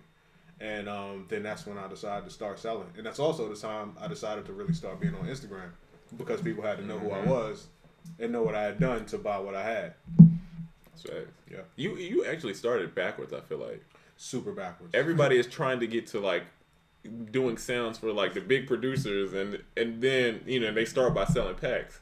It's like you started with the big producers and then went back to like, I'm gonna give the people something. Yeah, because there was so many people that wanted sounds and I would hear their stuff and I'm like, dang, your sounds are terrible. But how can I sit here and be like, your sounds are terrible and I can help you? But I'm just not doing it. I'm like, let me figure out a way that I can help other people and not compromise what I have going on over here. And it was just like a no-brainer. I'm sure it's better for the brand as well, going back to that. Yeah. Oh, yeah, way back. Like I said, I was doing shit for 7 years and nobody knew who I was. Yeah. And then I started making it. And then Trizza, I always give Trizza the credit, man. He's the one that told me to get on Instagram and show people what I was doing. And I think I did it like that's the next day after you suggested that. You had 269, bro. 269 I remember going to your page like, yeah, you got 269 followers. And then now you're 65? Something like that. Yeah, crazy, bro. Yeah. And then I got into sounds because I was around the sound guy. You know what I mean? I learned a lot, so I ended up, you know, messing around. It took me a while to kind of get it. But then, you know. Now, you picked it up pretty quick, though. From like somebody that never did it to having a bit. Because you got to think about it. Not only were you able to do it, but you were able to also make a business doing it and set up a brand doing it and look natural while you did it the whole time. So big shout out to Trizza, man. Span those hearts for Trizza. Hey, appreciate it. Because it looked natural. Somebody who didn't know anything about it to being where you are now without it looking like it, that's a big feat. I appreciate it. Shit. You got some dope sounds too. Yeah. You be sending me some wild beats, man. Hey man, learn from the squad, man. Is there a site that you guys sell? You guys use to sell donated gear? Tristan mentioned it in a while back, and I can't find the episode. I don't know. I'm a gear hoarder, so. I mean, I still eBay it got up. a whole room full of gear over there. Oh shit. What was the joint? The app? Can you use the app? It's like Craigslist, but it's better. Offer up. Offer up. Oh yeah. I would check that. Yeah. I'm trying to think what else. I got these chips off offer up. Then I start selling them. Oh shit. Yeah. I'm trying to think what else. Oracle hustle. That was a hustle. Yeah, I was like, right oh, that's there. dope. What did I say when I first sat down? Like, oh, this is comfortable. Yeah. Good for my mic. I'm a bike. Typically, do you guys start with chords, loop, or drums? All three. Sometimes it depends what the vibe is. If I can't come up with some music, I'm like, I need inspiration. I'll start with the drums and then build off of that. Or sometimes I just want to go on the keyboard. Sometimes I want to find a loop. Listen, I don't make beats for producers. If I want to use a loop, I'm going to use it. I don't care. Talk about it. Yeah. Just get the job done. Oh. Yeah. Yeah, with me, I usually start with melody. Coming from being a sample-based producer, I usually start with melody. But I will say it's more fun and a good change of pace to start with drums. It's what I call fishing, because I'll have loops and I'll make all my stuff perfect loops. So if I get the drums right, I can just load up a bunch of shit and just start pressing buttons. And something will come together. And the reason why that's a little bit better than starting with sounds, the loops sometimes, is that I'll pair together some shit that I wouldn't normally pair together. Yeah, that's the thing. Starting with drums, you might accidentally do like a pattern you never would have thought about. And 9 times out of 10, when I start with drums, those drums end up being a lot crazier than just regular on loops and stuff like that. Facts. What about you, Young Trizza? I'm more of a melody person, just because sometimes the drums. It's not just easier, but it's easier for me to, if I'm starting blank, to come up with a melody than it is to be locked into the drums in a way. You know what I'm saying? At least not a kick. I hate having a kick in when I'm making melodies. Yeah, I can't do a kick. Yeah, the kick throws me all the way off, bro. Crazy. So yeah, I do everything except for the kick at the very end. Or if I'm trying to flip a record, like I'm like, yo, I really like this bounce. I'm gonna flip this, and I'll kind of take the drum pattern a little bit, switch up a little bit, but that's the best way to start with drums for those kind of reasons. Oh yeah, that makes sense. Let's see. Tips how to make your drum samples gel as a whole kit. Yeah, well, Diego's like he's a super duper engineer, so I'll just say if you go to soundoracle.net, there's a tutorial that Realistic did on drum bus techniques, and it's about that very same thing. But I'm curious to know how Diego loops. do it. So with loops, what I do, if there's a kick in the loop, that's the first thing I'll get rid of. Is I wanna choose my own kick. So I'll either EQ it out, or I'll try to like take a piece of the loop that doesn't have a kick and paste it on there. And then if I love the snare, I'll always remove the snare from the loop. That's important to me because I want to have control of the volume of my snare. And then I usually do like bandpass filters, right? So meaning I take all the low end, all the high end. Especially like with a loop that like Oracle would do, because your loops are really intricate. Like, they got like some crazy percussion and stuff like that. So with something that you would do, I would do a band pass and then throw in my own hi-hat and my own snare and my own kick. But like if it's like a regular, like a drum, like a trap drum loop, I'll probably just take the hi-hats and just do my own kicks and snares. Damn, that's dope. And for those of you that don't know what a bandpass filter is, most of you do, but like you say, you take the kick and the lows and the highs, and it looks like it's a bell. Yeah, bell curve. Another thing too, if you want to remove like a kick or a snare and there's no way to do it because the loop won't let you, you can use I use Nicky Romero plugin for that. It's like a side chain. It kind of gives you that pumping and breathing sound. Ooh, nice. So whenever that kick or the snare hits on the 1 or the 2 or the 4 or whatever, it won't hit. It's not there. It's like you hear it, but you can kind of mask it with a sound on top of it. Let's see. Anthony says offer up is the truth. Yeah. So yeah, that might be a good place to check that joint out to sell gear. Guitar Center used section online is good for gear also. I actually need to use it. I got some speakers, bro, that's just sitting. I need to get rid of them joints. Oh, okay. Yeah, I've never even thought about Guitar Center having a used thing online. I ain't know. No, sure. Bro, I go to Guitar Center just to touch it in real life and then order on Amazon. Yo, that's I know that's cold-blooded. Guitar Center. They don't price match? I don't know. It's something about I just rather buy on Amazon, bro.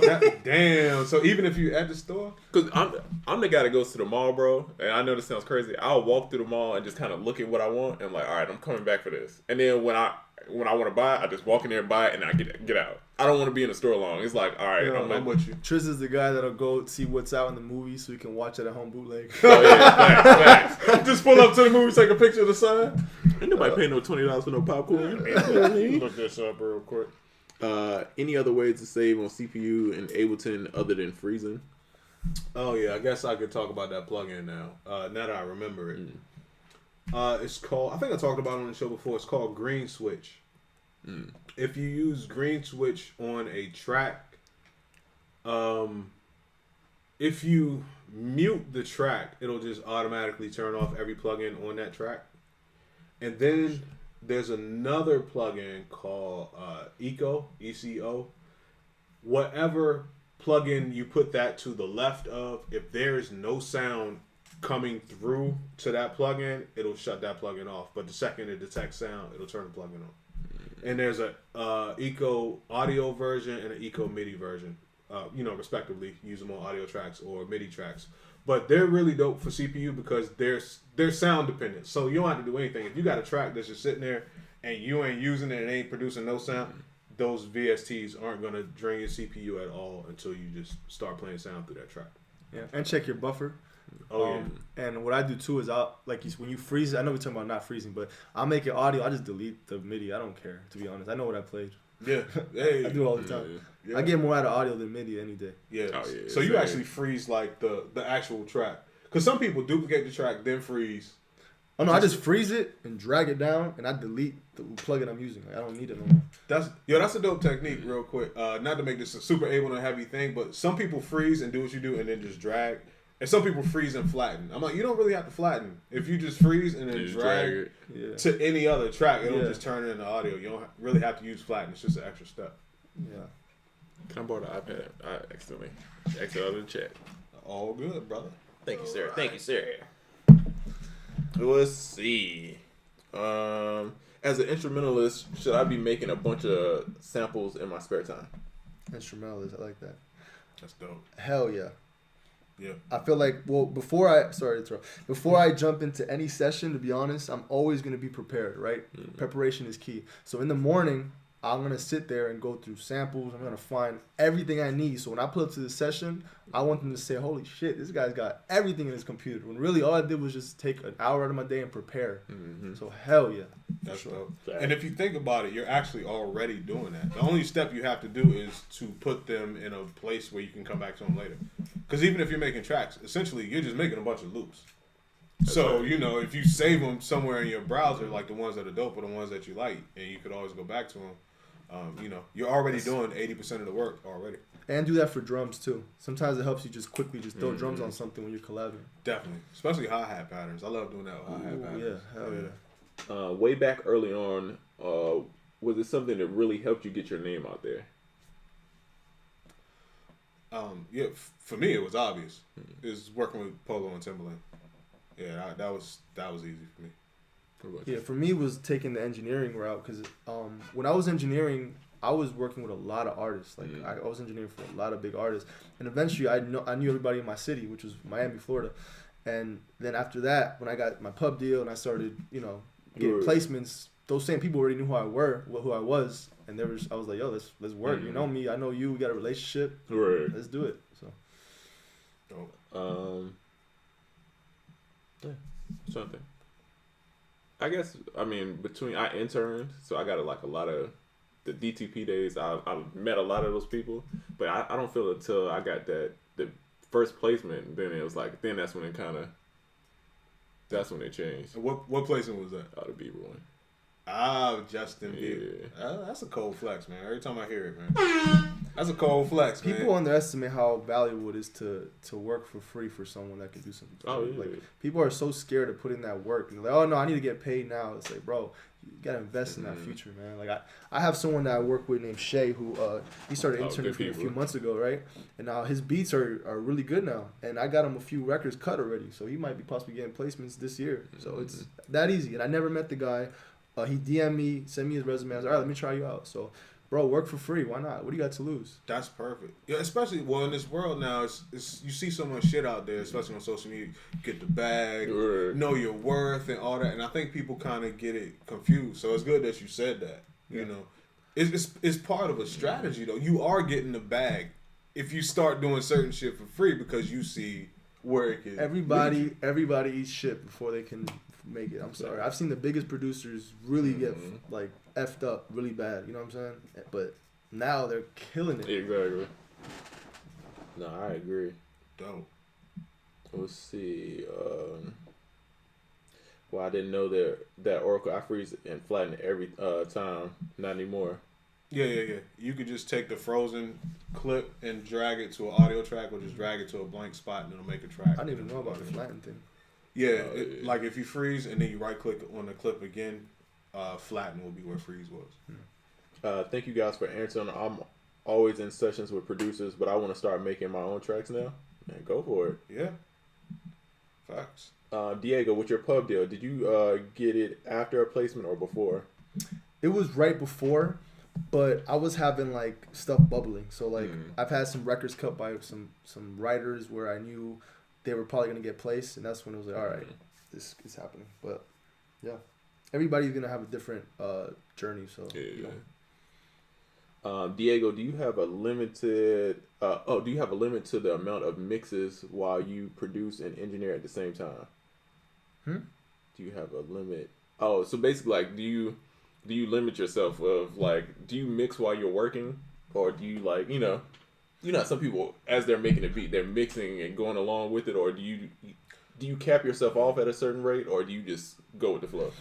I kind of mix as I go. So like, if I get a kick or a snare and I know I'm about to play it, I kind of tweak it before I get it right first, and then as I'm adding sounds, I'm already leveling it to where I feel like it should be. So by the time I'm done, it's kind of leveled out, and all I really have to do is just some compression, some limiting, and I can bounce it. Really. Dope. That's dope. How much do you think being an engineer plays into you being able to do both of those things at the same time? Honestly, I'd say like 50%. Like engineering to me, when I'm making a beat, is like I'm thinking like an engineer. Because to be honest, nowadays that's kind of what it is. You're like additional engineering now. Before that was a credit. Now it's like that's what producers are. You know what I'm saying? So like taking hi-hats and sequencing them a certain way. All right, let me blend them in. Let me EQ them, and it's like natural to me. It's not like I'm not trying. It's just figure it out. You know. I did it so many times for all these other producers getting their beats sounding perfect. I'm like, I'm doing this for myself. I'm done. Right, and it's like second nature to you. I'm pretty sure. Yeah. Marathon Music said, the Brody Diego, please say the Av. See my man come up. Hey. Yeah. Let's see. Someone you need to fertilize to get something to grow. That's facts. A lot of times when people want mentors and stuff, bro, but then they don't realize that you asking the mentor to take on a job. I don't want to like mentor somebody unless I could like give something back. You know what I mean? It's like I'm taking on a task. Yeah. So people saying, hey, I just want to be in the studio, like, you're asking somebody for a job. So that's why interning is important. Either you're going to have to pay in some kind of currency, or you're going to have to pay with time. Yeah. But you're going to have to pay some. People just ain't going to give you their time like that. Especially not the people that you want to get to. And being asked to come to one of my sessions, it's like, bro, I'm working with a major artist. I'm working with all these people in the room. I like coming professionally. I don't like bringing a crowd around me. Like, you know what I'm saying? Like, unless they're here to work, I don't want to bring a crowd. And you don't know how... Some people don't react good in those situations, bro. Some people don't know how to deal with artists fan out. You want me to trust that you have studio etiquette? Why would I put my career on the line just so you can have this little opportunity that you didn't earn? Bro, I got a homie. You know who I'm talking about, Oracle. I brought him around Oracle. He's over here acting crazy. I'm like, bro, chill, bro, chill. Yeah, he was alright. Every studio session, he acts wild, and this is why I can't bring him nowhere, bro. Like, you the homie from a distance. Bro, I had somebody actually ask the artist I was working with for their number to work with them. To like, they were like, hey, I got some beats too. I'm like, bro, like, really? Never again. That's a whole course right there, studio etiquette. Yeah. It's very like it's valuable. Yo, studio etiquette and DM etiquette. Yeah. Super fact. But if you are lucky enough to get into a room and you're not currently working in that session, you're just invited, you need to be a ninja in that room. Stay in the back, observe, shut up, don't speak unless you're spoken to, and if someone actually do something, just do it. Yeah, that's how it was. My first couple years, like working with big sound designing, I'm just there, quiet. Yeah. Whenever they leave, whatever, I'll just go, I'll update some shit, being quiet, doing my job.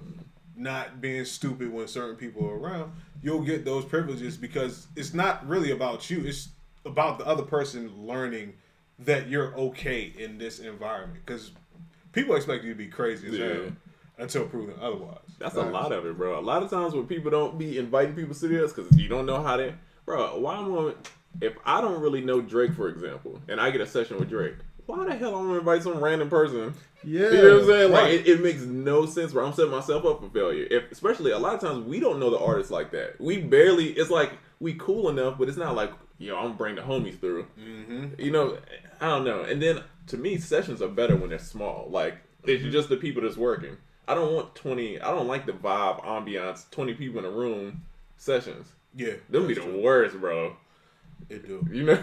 Bro, I've been in sessions with, I'm not exaggerating, it's literally 30 people in the room though. It's a party. It's a party, bro.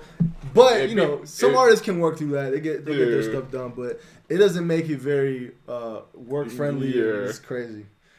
Damn, it definitely goes down like that though. That's chaotic.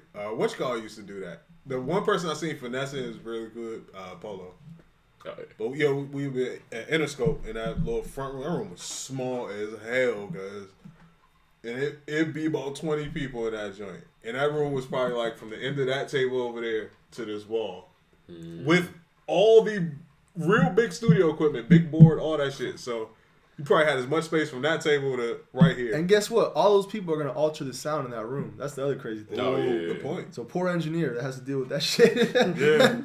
Damn. They got the hardest job. They got the hardest job as the engineer. Damn. Diego, you once mentioned it becoming someone people enjoy being around. Can you elaborate?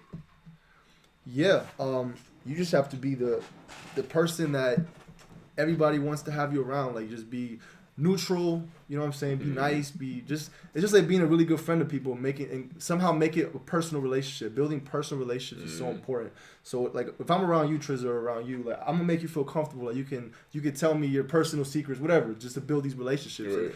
When you have that with people, they're gonna call you back to sessions. Like, no, this is the homie, bro. Like, let's get money together. Right. So. And they'll call you over the person that might be a little more qualified. Yeah. Right. No, absolutely. What? Oh yeah. Bro, I'm picking friends over everything, bro. That's a fact. Bro, listen. Damn. Whenever I get a session, the first person I call is Trizza. And then whenever I'm in a room to play beats, the first folder I go to is Diego Ave and Trizza. Not just Diego Ave, because I can go to my own shit. No, I go Diego Ave and Trizza, because that's my brother. Facts. Damn. See, yes, people don't understand that when someone invites you to a spot, you have to represent the person who brought you to the spot. Talent might get you in the room, attitude get you out. Facts. Yeah. Very true. Yeah, that's true. But definitely don't do, because I'm going back to the story you were saying. Definitely don't go behind or around the person that brought you there. Oh, yeah. To try to get in contact with other people. That's the worst, bro. Please don't do that, man. People hate that, bro. People really like. Somebody might whoop your ass behind It's that. very disrespectful. I will. Yeah. Bro, it's been situations where Diego's introduced me to the person. Right, and it could be the smallest deal. I'm still calling like, bro, this what happened? We cool? Yeah. Because I don't want to be the guy that's trying to do a sneaky play. You know what I'm saying? Yeah. And even if it's harmless, I would rather talk about it and it'd be like, oh, bro, that's nothing. Because you never know. People are sensitive in this Exactly. business. Like, it might seem like okay to you, but to me, it's like, yo, I don't care, but it's just the principle. It's disrespectful. Yeah. Yeah, so, It puts be you careful. on a different list. But most of the time, though, I'm the type of person that'll be like, yo, this is so-and-so, you guys should link. Yeah, most people are super cool. And by doing that, people are like, oh, Diego's a real one. Like, you know what I'm saying? But have the respect to wait for it. Yeah. Have the respect to wait for it. And then if it doesn't come, I would still approach the person that brought you into the situation. Like, yo, do you mind if I blah, blah, blah. Definitely just don't go and do it because it's two bridges. You could be burning both of them at the end of the day if you just do it like that. That's what my song. Oh, I thought he said that's what my song "Run Off on a Plug" is about. That's busy. Like that Plaza? That's what I thought he was talking about. Right. Not once, but twice. Diego, do school grades significantly matter when it comes to getting into a school like SAE? The school what? Grades? Yeah. They say yeah, but nah. You're good, bro. As long as you graduate, they just want to see they want to see your diploma, and you should be good. Full Sail, I can't speak for Full Sail because I didn't go there. How'd you not go to SAE? Who is that? That's Chambers. Oh, okay, yeah. Chambers. What's up, bro? Yeah, we doing that research, man. They know you, bro. Yeah, that's scary. You guys. I haven't said the word SAE because they didn't cut me a check. Free promo. Hey, man, that's a side effect of growing your brain. People know stuff about you didn't think they do. They over here giving you the Narwhal questions. Fact.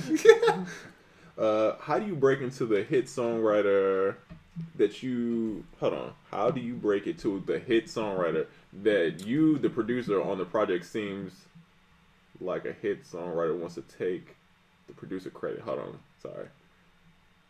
How do you break it to a hit songwriter that you, the producer on the project, seems like hit songwriter want to take the producer credit? I do not.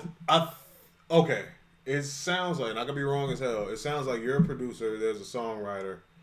They might have gave you some suggestions or some shit, and now they're trying to take a piece of the production credit. How big the suggestion? I mean, if he's sitting there telling you, all right, put this here, put that there, all right, let's move this around for the hook. If he's producing you, then why not? Yeah. That's fair. But if he says, oh, yeah, that kick, turn it up a little bit. All right. Yeah. That's different. Like, you know what? That's not good. Make it better. Yeah, that's different. That ain't getting it. Yeah. Make it sound like it's in the ocean on the water while traveling backwards. Like, I've got some crazy. Not the spider sounds. You mean reverb? Like, yeah, that thing. Like, all right, yeah, you ain't getting nothing from me. Ocean nothing. Underwater. Let's see. Where should we offer up free work, online or in person? So where should you intern? I mean, if you can do it in person, I would say. Yeah. Yeah, my first internship was at a studio, so I actually saw it online. I applied, and they brought me in, and I didn't get the job. The second time, it was through a friend recommendation, and then I got the job because it was an interview through a different person. Oh, that's crazy. Yeah. Yeah, definitely in person though. That's why I say, like, one thing, like, Busy, all these people, they pull up, bro. Diego pulls up, bro. Like, it's not like we're internet friends too, in a way. Like, we know, a lot of us know each other through the internet, right? But, like, but we still gonna, if it's an event, it's something we pulling up to shake hands. It's different when you do that kind of thing. So being around somebody in person and you shaking hands, you're building a bond with them. It's way different than just on the internet and I'm answering emails with somebody. Yeah, that's a really good point. I think pulling up, since the internet is out there and it's so easy to get in contact with people through social media and email and all that. Still don't underestimate the value of pulling up on somebody. It's a better bond. You kind of get the relationship established faster. You kind of see what it is a little bit faster. Like, for instance, I think this is my third or fourth time meeting Diego. Diego lives in California. We in Atlanta right now. And that's, it's my third or fourth time meeting him. So, like, me all the way. Pulling up is super valuable. Oh, shit. You just messed me all the way up. It's all good. No, I wanted to see the questions. My bad. You good. Oh, did he get off the judge? Yeah. No, you good. That's linked to that? Yeah, I was reading those questions. So when you X out, all the questions disappeared. But I had it up on here, too, so we could just... I had it. I'm Y'all prepared. too technical for me, I'm prepared. I'm scared to hit any button in here. This is like... Hey man, alien sounds. All black keys. Just use the black keys. Hold on, let me get back to where I was at. Okay, we Gucci. Trizza, did you go to college? I did, but I didn't finish. I went to the AUC, Clark Atlanta University. I enjoyed it. For me, I got from college is networking. Yep. A lot of the people that I went to college with, my roommate was a dude named Trev Rich. He was signing Cash Money. I don't know what Trev's doing now, but he's like, Joe Budden talks about him all the time. Oh shit! Like, he's on the Spider-Man movie. Like, this is my roommate in college. Jace from Ear Drummers that's in 2-9. We all stayed on the same dorm. Who else? It's like all of us, we're all in music and we all lived on the same dorm. So through them, I met all those people, which helped get other gigs, other, placements. It helped out with the networking. College is great. Yeah. So for that, college was great. But for Sally Mae, terrible. Trash. Oh, yeah. Fuck that. Oh, trash. And for learning, I was trash. For life, it's awesome. Yeah. Shit, my first year of college, I came to the dorm, I had my music shit, and you know who stayed on the same floor as me? Brian Kidd. Oh, yeah. And that's how we met. Just to meet. That was like my first month of college. Right. So, yeah, it's crazy. Trev Rich the rapper. Yep. Trev stayed in New Res, 105. Damn, New Res. Yep. A new residency though. New residency, bro. That shit was called OC, Stuff O'Connell. I said still for off campus. That bitch was far as hell from class.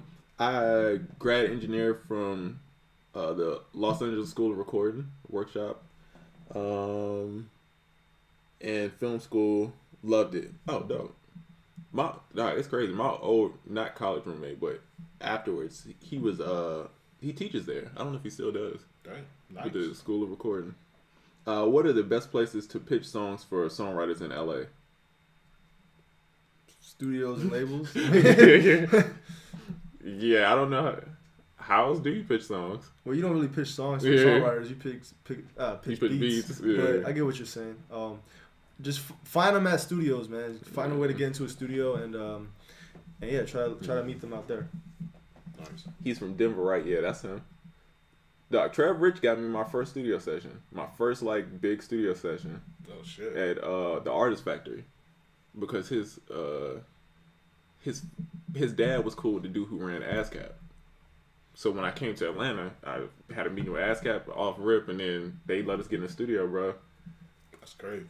Will Diego and Game be at the event on the 16th? They're putting the pressure on you, cuz. Man, they want you out here, cuz. Well, let's talk about it. GK. I don't know. Busy. I don't know. Busy here asked, but I don't know. Maybe. Yeah. Is he still in here? Maybe he can answer. Do you roll up to labels too? I don't really smoke. No, yeah. I take meetings. To be honest, meetings are just meetings. That's all it is. It's just what we're gonna do, but it's not. I'm not a big fan of taking meetings. I'd rather just work. Like, let's just do it. But, yeah, I roll up to labels a few times. People I know, you know, I have some relationships in some of these labels with some of the A&Rs that are really dope. So. Who are like your top influences as far as production? Like, who kind of like, you know, I'm from Virginia, like, so Tim and Pharrell molded. That's, I feel like, same kind of for Oracle. What about you? Who was like? I loved Tim growing up, but to be honest, like, I was always into real dark production. Like, I was messing with like Alchemist and like old Swiss. So like, and you can hear it in my production that I love like putting real dark demonic sounds into like hard trap drums. Like, that's just, I've always loved that because I also love DMX. So because of that, all this stuff just kind of translated into my music. That's dope. And he's going on tour, so I'm excited. I'm gonna catch that. DMX? DMX, yes. Yeah, absolutely. Yeah, he looking good too, man. He looking healthy, like he did. I want to see him do good, man. Like, it's sad. Yeah. He's one of the first people I remember in hip hop that didn't he put out like more than one like real album in a year? Yeah. Like, he's one of the first motherfuckers. Well, he was like popping. I got an album. I got another album. Everybody else was like 2 years, 3 years. Another album. And his book is really good. I don't know if you ever read it. No. The story of Earl Simmons. This is real name. That book is really incredible. Like, really good. I feel like he probably had a crazy He life. had a crazy life, bro. Like, it's certain people, man. It makes sense on why he's. I think like DMX, Mike Tyson, like those are like the same type of person to me. Yeah. That Mike Tyson podcast, bro. I never would think that I would say Mike Tyson's podcast would be one of the greatest. Amazing. It's incredible, bro. It is. You had to listen to it, bro. Yeah. I always say it's watching a person that you saw go crazy their whole life stay alive longer enough to sober up and explain to you what their thought process was when they were going crazy. But they explain to you in a sane way now because they're sane. That's the Joe Rogan one? No, it's called Hotboxing with Mike Tyson. Oh, wow. The Joe Rogan one's crazy, too. Oh, yeah. When he's talking about doing LSD, I'm like, explaining in detail what it feels like. I'm like, yo. Yeah. Mike be talking about the toad. Yeah, that's what. Yeah. I'm good. What was the name of that book again? I think it's called The Biography of Earl Simmons. Yeah. Y'all want to talk about the supernatural music? People might have the best combos. You know, when we're talking about supernatural shit, yeah, might have the best combos. That's true. Because I feel like we in tune. We all about the vibes and the waves and shit. Yeah. Plus, different parts of our brains be firing up during, So we got a couple more minutes. If y'all have questions for Young Diego, make sure y'all put them in the chat, man. Yeah, man. Speak now, forever hold your peace. Don't DM me later because I ain't answering them. Don't at me. How on a scale of 1 to 10, how disgusting is your DMs with producers and artists trying to send you like songs? Sorry, I was reading that when you said that. Like how many people like just try to send you random songs and. My emails have been kind of crazy. Good thing I don't check them. I send them to my manager so he gets them. But yeah, a lot of them has been wild. Like I had a couple mothers trying to get their like 10-year-old son for me to listen to them write. It's like just wild stuff. Whoa. Yeah. That's so weird, bro. A 10-year-old writer. The idea seems. What are you writing about? Yeah, it's like. Yeah, but I'm gonna be honest. I don't really like if I don't know you like that. I don't even open it. Oh, yeah. Quintino Power says, "Who has the filthiest bass lines?" All right, I personally, this is just me. I fuck with Ronnie J's bass lines. I feel like his sound selection of basses to me are crazy. Hey, he's fire. Dope. Can't be mad at that. Yo, is somebody gonna judge me because I'm just now posting that we're live? Oh snap! I'm just now posting that video. That's all good, bro. Yeah, just let you know. What do you think the best thing I could be doing right now while in high school? Perfecting your craft. Facts. That's a good question and a great answer. Thanks. Yeah. I don't know what else to add on that. Yeah, that's pretty dope. Any new tutorials coming? I know I got some. I got some coming. I got one coming on Monday. I don't remember. I don't want to say the name because I got like 3 of them lined up. Of course, Realistic did them. I don't know what the names of them are, but I got one coming Monday. So as soon as I promise you, as soon as this course is done, I'm back on putting my stuff out. My main focus now is that. Man, I shot 2 videos there edited. It's just my week was hell this week, so I definitely didn't do any of that. I didn't put any of it out, so I'm probably working on that this weekend to get that out. Nice. Start my YouTube channel. Yeah, we gotta make one while I'm here. Oh yeah, let's do it. Yeah, do that. We might. Yeah, we should like do something. I mean, right. Shit, whatever. Ain't nothing with that. We're already in North Carolina. Right, might as well take it. Yeah, that's a fact, man. We're already in Chicago. Man, listen, for those of you that don't know, Diego's now witness. I don't live in Atlanta. I live in Georgia. It's a difference. Yeah, it's different. I used to live in Atlanta, technically, not really. Nah, I don't even count Atlanta. I live in Georgia. Yeah, we're out here, boondocks. Out here. And barely Georgia. Let's see. Oh, Young Busy Works Beats is coming to the live show March 16th. Sorry, wrong button. He hit every emotion. Oh, yeah. I don't know. Yeah. The shot Young Busy came through last year. Yeah, with the shiny shoes. He was there last year, and that was the Gucci's. That was our 3rd time with him. We did his joint in New York and in LA prior. Then he came to our joint in Atlanta. Yeah, so he's gonna run it back, man. We're gonna be 2 for 2. We got two of the guests announced. We got Young Realistic. Yep. We got Young Busy Word. We're gonna call Diego via Skype. You know what I mean? We'll figure it out. We'll put you on the big screen, cuz. Oh, JDT is in the building. He's gonna be there. Oh, nice. Vince Sanity. Is this Vince Carter? No, it's not. How was Trizza? It was dope, man. I enjoyed it, man. Good little turnout. Man, DJing, man. Oh, how do you enjoying DJing, bro? You've been. Oh shit. I'm gonna tell you, DJing has become a really big hobby of mine. It's fun. Like, it helps me get away from making beats and just vibe out into the music, and it helps me too understand like reaction of the crowd, like seeing what sounds and what type of tempos get the best reaction from crowds. So it actually helped me become a better producer. Yeah, by like a lot. Did you see what people dance to, what drum patterns that work, what don't work? Yeah, it's crazy. It helps you simplify your music too. Mm-hmm. Wow, being a DJ, I think is like the closest thing to being like a pastor. Or like a Tony Robbins type. Because you just control. Just like you see that crowd right there? They sad right now. Watch me make them happy. I can make them sad again. I can make them sit down. I can make them stand up. Like, it's crazy as shit, right? Shake. Yeah. Yeah, it was cool. Only thing about DJing, I got to get in my Kobe, like, Mamba thing. Because the equipment kept messing up. So it would, like, throw me off. I kept trying to get in my groove. And it would be like, it was popping. And, like, my headphones was being crazy. But once that was fixed, it was Gucci. It was smooth sailing. Yeah, you look like you was in the zone. The pictures I saw, you I was in that turn. You know, nothing little Jameson won't fix. Nice. You know what I mean? That's fine. What else do I want to ask? I feel like I'm trying to ask you all these questions why people, you know, what is the producer community? Somebody asked me some stuff. How you texture your sense. Vibe, I usually cut off a lot of the high end.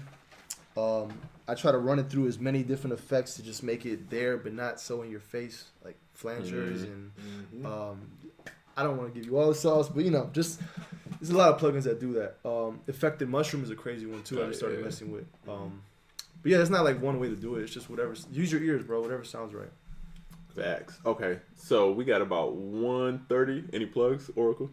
Man, once again, March 16th, we're doing UnQuantized Live. If you want more information after this podcast, I'm going to post it in my stories. It'll have a link to swipe up where you can go buy your tickets, find out more about it. Also, man, support soundoracle.net this weekend. The Oracle Pack Volume 4 is what I'm really going after this weekend.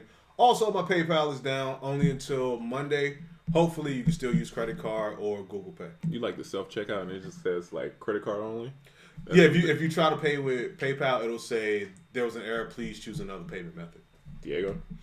Yeah, same thing. The online course coming in March. We also have a kit out called the Ultimate 2 Kit. You can get it. Thank you. I was like... Yeah, theproducerkit.com. It's on there. That's on my site as well, diegoav.com.